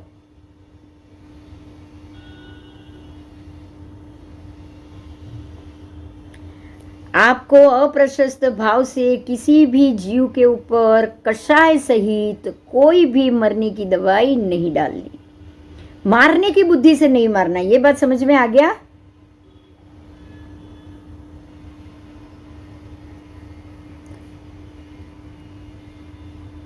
अप्रशस्त भाव में क्रोधादि कषाय के औदयिक भाव में होने पर भी अगर वध बंधन क्रिया हो, अप्रशस्त भाव में, प्रशस्त नहीं, अप्रशस्त भाव, ठीक है, क्रिया हो, या देश वृत्ति से सर्ववृत्ति में जाने का कारण बना हो। अगर आपसे कोई जीव मर गया और आपने ये सोचा कि चलो मुझे तो ये जगह ही छोड़ देनी है, मैं अब श्रावक नहीं, मैं साधु बनना चाहता हूँ। कभी कभी होता है ऐसे, हिंसा के भाव से भी आपको दीक्षा आ जाती है कि नहीं?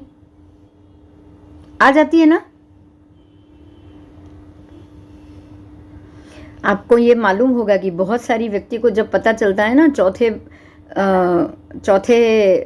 स्टेज का कैंसर हुआ है। मैंने एक वीडियो देखा था, मैं आपको बताऊं, उसमें महात्मा, वो व्यक्ति को हॉस्पिटल में जाके उसको पता चला, हॉस्पिटल से जब वो घर पे आई, उसने बोल दिया अभी मुझे कोई इलाज नहीं कराना है, मेरे अंदर पड़े हुए किसी भी जीव को मैं मारना नहीं चाहूँगी, उसे तो अच्छा है मैं मर जाऊँ। और उसने उसी वक्त हाथ जोड़ के सर्ववीर्ति चारित्र ले लिया। तो ये सर्ववीर्ति चारित्र लेने का निमित्त कौन बना?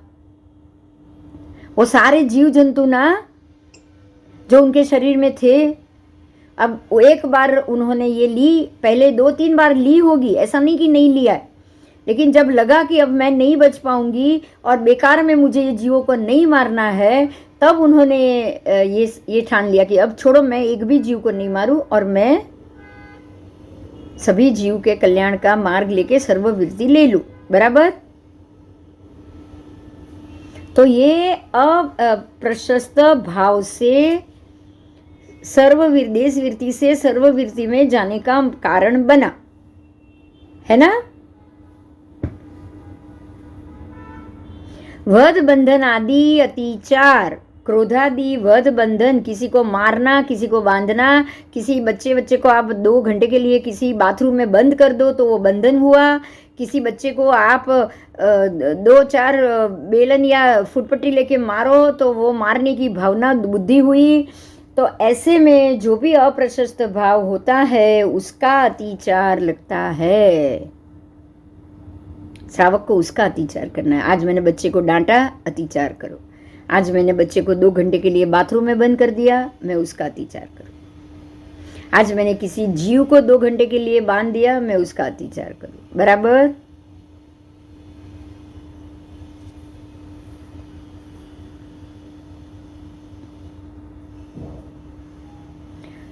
आओ, प्रथम व्रत में ये वध बंधन आदि अतिचार, दूसरे स्थूल मृषावाद वीरमण व्रत आदि के द्वारा भी लगने, प्रथम व्रत में लगने का संभव है। इसके लिए एक एग्जाम्पल दिया है, देखो। दूसरा है मृषावाद वीरमण। स्थूल मृषावाद मतलब झूठ बोलना मैं टालूंगा, लेकिन झूठ कभी कभी हम लागणी या अपने भाई बहन के प्रेम के कारण भी झूठ बोलते हैं कि नहीं, बोलते हैं कि नहीं।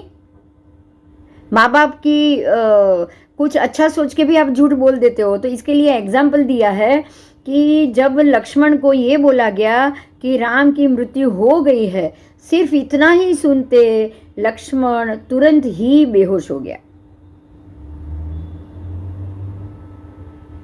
बराबर। तो रामचंद्र जी के प्रति लक्ष्मण के स्नेह की परीक्षा के लिए ये बोला गया था, और परीक्षा के लिए भी लक्ष्मण की, अब इतना सुनते ही कि लक्ष्मण सच में बेहोश हो गया और उसकी वो मृत्यु की स्थिति आ गई, लेकिन सबने उसको उठाया जगाया कि भाई हम तो तेरी परीक्षा ले रहे थे, रामचंद्र जी अभी भी जिंदा है। तो ये हुआ क्या, झूठ बोलने के कारण वध बंधन हुआ। अगर ये मर जाता तो झूठ बोलने के कारण वध बंधन होता। एक और एग्जाम्पल, यहां मरा नहीं है, एक और एग्जाम्पल, ये खाली मन से क्रिया हुई लेकिन फिर भी कर्म लग जाएगा। अब दूसरी क्रिया हुई थी कुमारपाल राजा की। कुमारपाल राजा ने एक वड के नीचे, झाड़ के नीचे बैठे थे, वहाँ उन्होंने एक चीज़ देखी कि एक चूहा आता है, अंदर से बाहर निकल रहा है, उसके दर से उसके मुंह में एक गिनी थी सोने की, और चूहा ने वो गिनी लेके बाहर रखी और चूहा वापस अंदर चला गया। और अंदर अब कुतूहल से कुमारपाल राजा ने वो गिनी ली और जेब में रख दी, छुपा दी, और वो देखने के लिए बैठे कि अब चूहा आके क्या कर रहा है, ढूंढ रहा है कि नहीं ढूंढ रहा है। ये सिर्फ कुतूहल बुद्धि से उन्होंने ऐसा किया। चूहा दूसरी गिनी लेके मुंह में वापस आया, आने के बाद उसने देखा तो पहली वाली गिनी नहीं मिली। चूहा बिल्कुल घबरा गया, सर पटक पटक के वहीं पे ही मर गया। तो ये दूसरे व्रत स्थूल मृषावाद के कारण पहला व्रत अतिचार लगा।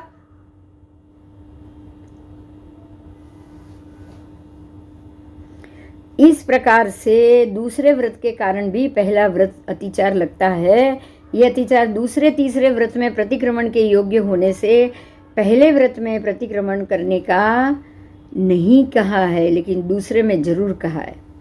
आओ, प्रमाद के कारण पमायप इत्थ पमायप संगेणम, इत्थ पमायप प्रमाद के कारण। अब कुतूहल से देखना भी तो प्रमाद हुआ कि नहीं, बताओ। किसी की परीक्षा करना प्रमाद है कि नहीं? शंका है ना आपको? उस पे शंका आई कि भाई राम लक्ष्मण से कितना प्रेम करते नहीं पता, इसीलिए लक्ष्मण राम से कितना प्रेम करता है वो आपको शंका थी, तभी आपने परीक्षा ली ना। कभी भी किसी की भी परीक्षा नहीं लोगे, क्योंकि परीक्षा करने से आपको वो व्यक्ति पे बिल्कुल विश्वास नहीं लगेगा। और परीक्षा लेने की आदत में कभी कभी ऐसा हो जाएगा कि सम्यक दर्शन तो टिकेगा ही नहीं, क्योंकि सम्यक दर्शन तो शंका के कारण ही चला जाएगा। हमने आगे देखा कि भगवान ने दिए हुए व्रत और भगवान ने दिए हुए मंत्रों के ऊपर भी बहुत से लोगों ने परीक्षा ली, की है कि नहीं की है आगे। ठीक है। तो ये वध बंधन आदि अतिचार लगे तो उसमें भी 5 प्रकार के प्रमाद आएंगे। अभी भी वध बंधन चल रहा है, कितने प्रमाद आएंगे? 5 प्रकार के प्रमाद। कौन से प्रमाद? ये 5 प्रकार के प्रमाद। प्रमाद के बहुत सारे प्रकार, 5 भी हो सकते हैं, 8 भी हो सकते हैं, आज हम सबको समझेंगे। 5 प्रकार के प्रमाद में मध्य यानी कि मदिरा पीने के कारण आप बुद्धि खो बैठो और आप ऐसा कोई कृत्य कर बैठो जो वध का हो, वध बंधन का हो। फिर विषय मतलब कि शब्द रूप रस गंध स्पर्श, ये 5 इंद्रियों के विषय के से तो बहुत सारे वध होते हैं, आपको पता है। किसी को प्रेम, 2 व्यक्ति को प्रेम हो जाए तो दोनों उसकी या उस स्त्री के पति को जाके मार देगा, नहीं तो अपनी पत्नी को मार देगा। नहीं होता है? बोलो। विषय के कारण ये आप वध बंधन कितने सारे होते, कितने सारे होते। विषय के कारण अगर मुझे नहीं मिली, वो चिलाती पुत्र में वही थी, वो कन्या नहीं मिली तो कन्या का मस्तक ही जाके काट के ले आए ना वो। उसके बाद कषाय के कारण वध बंधन, कषाय आ जाए, गुस्सा आ जाए, आप किसी को जोर से गुस्सा आ गया, आप इतनी जोर से थप्पड़ मारो कि वो इंसान गिरा, गिरने के बाद उसका सर पत्थर से टकराया, ब्रेन हेमरेज हो गया और वो वहीं के वहीं मर गया। ऐसा भी बहुत होता है। तो कषाय के कारण क्रोध, मान, माया, लोभ, ये लोभ था जो कुमारपाल राजा ने गिनी चुरा ली तो लोभ ही हुआ, वो लोभ ही हुआ उसके कारण। तो उसके कारण फिर मान के कारण, अहंकार के कारण भी बहुत लोग मर जाते या मार देते। तो ये कारण से भी ये सारा प्रमाद है। कषाय, क्रोध, मान, माया, लोभ सब प्रमाद है। इंद्रिय के विषय प्रमाद है। खाना पीना, आहार, निंद्रा, मैथुन, परिग्रह, ये भी प्रमाद है कि नहीं? बताओ। 10 के 10 संगना ही प्रमाद। निंद्रा प्रमाद है। निंद्रा सबसे बड़ी ऊंघ, सोना ही प्रमाद है। परमात्मा ने 12.5 वर्ष में सिर्फ एक अंतर्मुहूर्त जितनी निंद्रा ली थी, वो भी प्रमाद आ जाने के कारण, वो भी उस दिन उनको जो उपसर्ग हुआ था उसके कारण थोड़ा प्रमाद आ गया और वो एक अंतर्मुहूर्त की निंद्रा आ गई। तो निंद्रा सबसे बड़ा प्रमाद। और विकथा मतलब सारी कहानियाँ, राज कथा, देश कथा, स्त्री कथा, फिर भक्त कथा, किसी दूसरे की बातों में, मतलब कोई प्रकार की भी कथा आए तो वो हो जाएगी विषय। और राग की कथा तो बिल्कुल स्त्री कथा में ही आ गया। स्त्री कथा मतलब पुरुष कथा नहीं, ऐसा मत सोचना। स्त्री अगर किसी पुरुष की वार्ता अनुवार्ता करे और उसके रूप यौवन का बखान करे तो वो भी कथा ही आ जाएगी, वो स्त्री कथा में ही मानी जाएगी, पुरुष कथा में ही। ठीक है। तो ये सारा 5 प्रकार के प्रमाद के सेवन से जीव संसार में भटकता रहता है। हमारी 10 के 10 संगना प्रमाद के ही कारण है। अगर हम प्रमादी है तो हम ये संगनी है, हम ये 10 संगना से कभी बाहर नहीं आ पाएंगे। देखो, ये स्त्री कथा, राज कथा, देश कथा, भक्त कथा भी प्रमाद हुआ कि नहीं? तो उसमें भी विशेष संज्ञा है ना, सामान्य बुद्धि, विशेष बुद्धि। तो सामान्य बुद्धि, विशेष बुद्धि जो 10 प्रकार की संज्ञा है, उसमें स्त्री कथा, देश कथा, भक्त कथा आ गई कि नहीं आ गई? आई ना?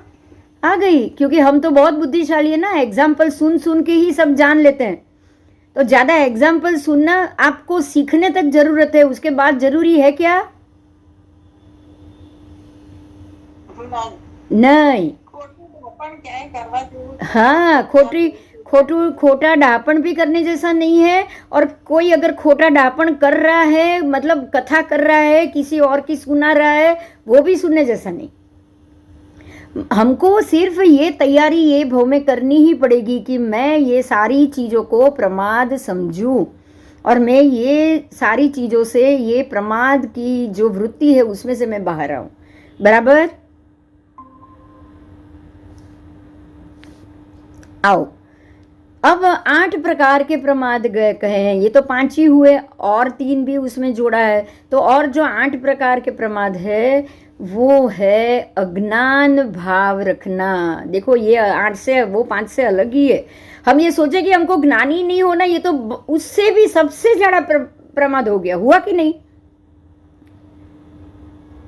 हमको ज्ञान ही नहीं लेना है, मतलब आपको तो मोक्ष चाहिए ही नहीं ना, इसका अर्थ ये हो गया ना। हम बिल्कुल बुद्धू ही बन के रहना चाहते हैं, ये नहीं चलेगा। अज्ञान भाव रखना ये सबसे बड़ा प्रमाद है। अगर आप जान रहे हो तो एक्सेप्ट करो कि ये गलत। आप ये मत बोलो नहीं मुझे नहीं मालूम था, ये नहीं बोल सकते। फिर जिनेश्वर भगवान के वचनों में संशय, ये तो उससे भी बड़ा प्रमाद। परमात्मा ने कहा है मेरी बुद्धि, अब आप यहाँ पे वी कथा, राज कथा, देश कथा, अपनी बुद्धि डालोगे, अपनी बुद्धि, और बोलोगे कि मेरी बुद्धि में ये बात नहीं बैठ रहा है, मेरी बुद्धि में पृथ्वी हवा में ही है, मेरी बुद्धि में आज का जो साइंस कह रहा है वो 100% सच है, क्योंकि वो उसने ये भेजा आकाश में, उपग्रह भेजे, ये भेजा है, वो वहाँ का पिक्चर आ रहा है, सब ये हम अपनी बुद्धि के कारण परमात्मा की बात पे विश्वास नहीं कर रहे हैं। बराबर।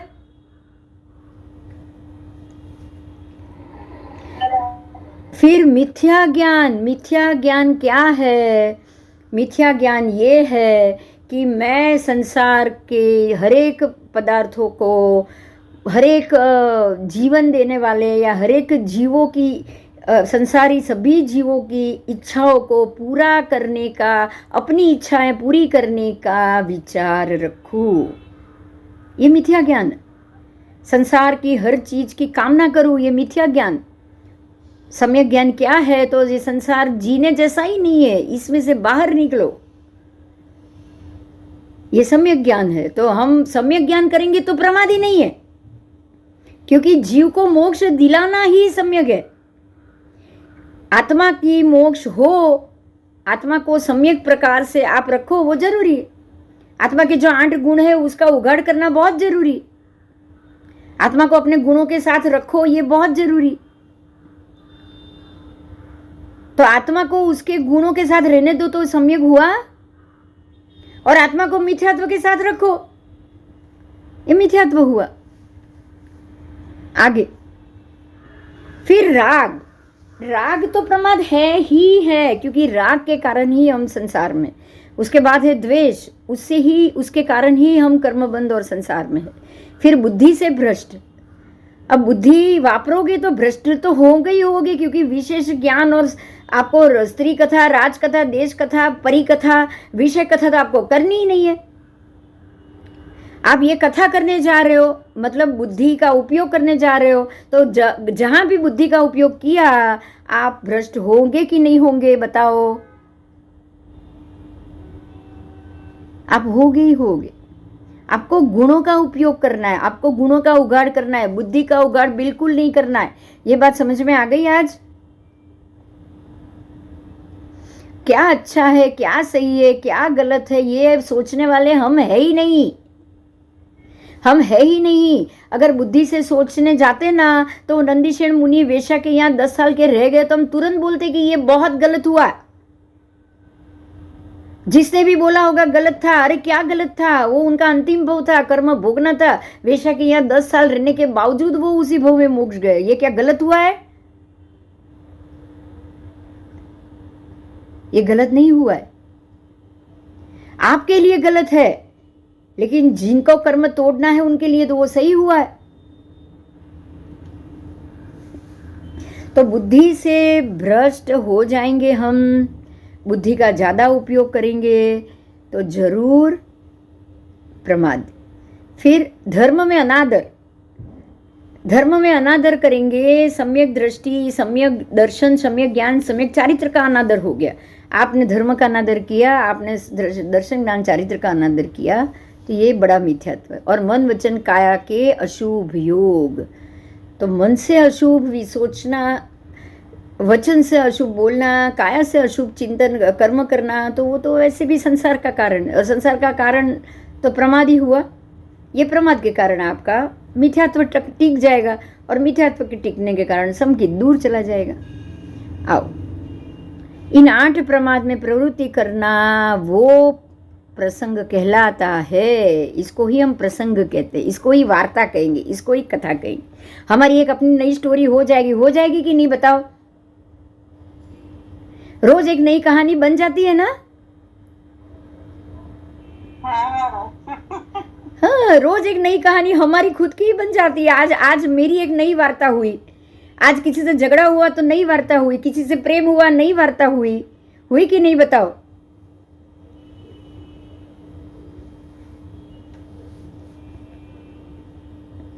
तो ये एक प्रसंग बन जाएगा, ये आज जब तक प्रमाद में रहोगे प्रसंग बन जाएगा, वार्ता हो जाएगी। और जैसे ही प्रमाद से बाहर निकल के ध्यान में चले जाओ, समाधि में चले जाओ, कुछ खाना पीना नहीं है, अब बाकी का समय बिल्कुल ध्यान समाधि में लग जाओ, तो कोई वार्ता नहीं बनेगी। नई वार्ता नहीं बनी तो प्रमाद नहीं बना, प्रमाद नहीं बना तो उतना समय समयकत्व चारित्र में चला गया।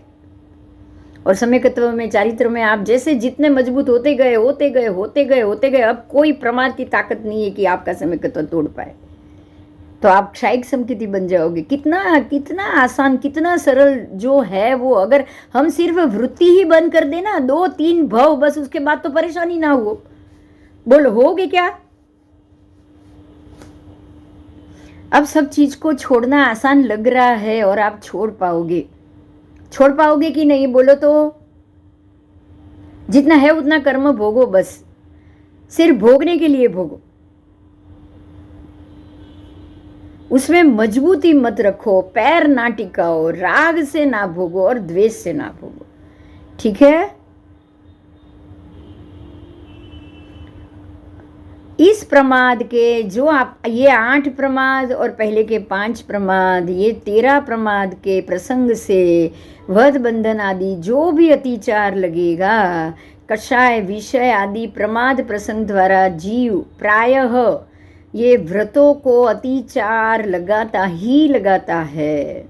और ये हाँ, और ये प्रमाद प्रसंग श्रुत केवली 14 पूर्वधारी को भी अनर्थ का हेतु होता है। अब ये समझो, यहाँ सबसे बड़ी मुश्किल बात आई है कि ये सिर्फ हम इंसान के लिए ही नहीं, जो श्रुत केवली है, 14 पूर्वी है, वो भी ये प्रमाद कर बैठते।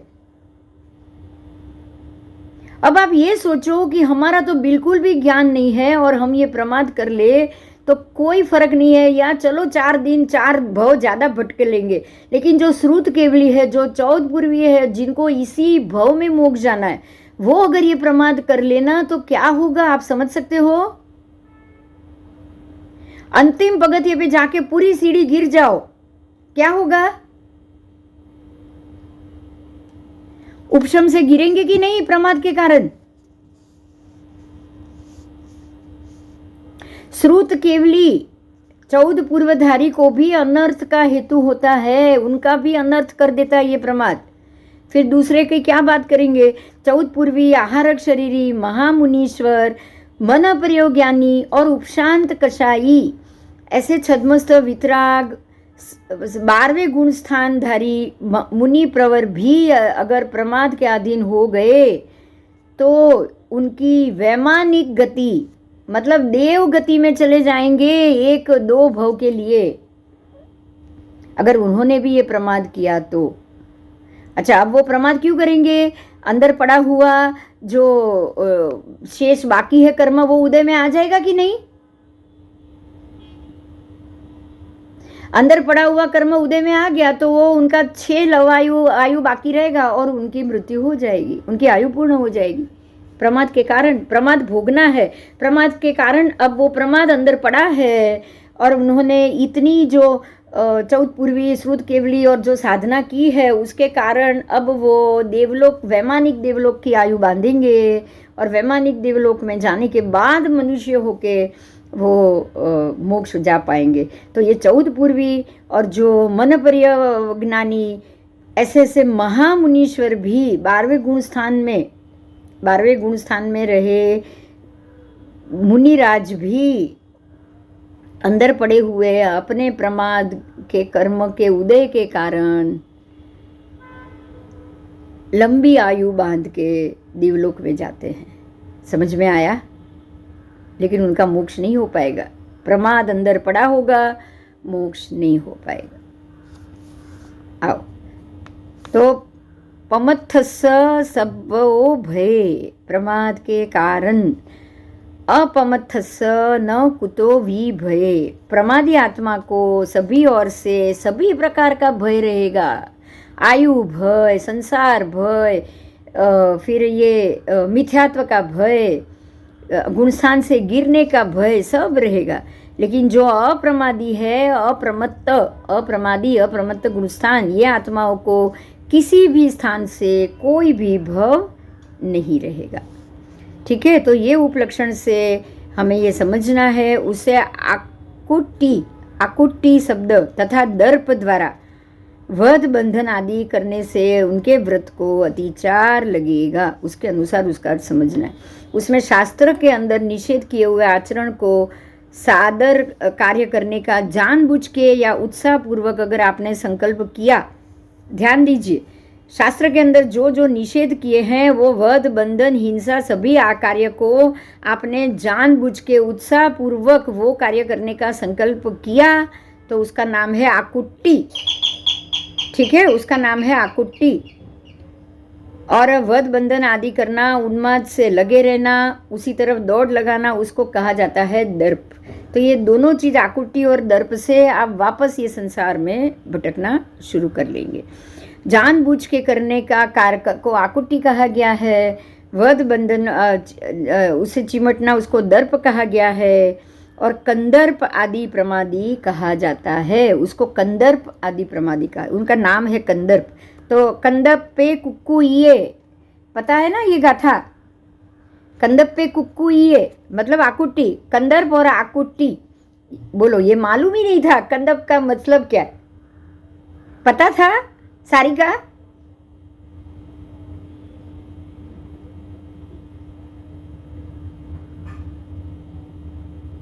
ये कंदर्प है, ये प्रमाद है। आकुट्टी ये प्रमाद है, हमको पता ही नहीं था।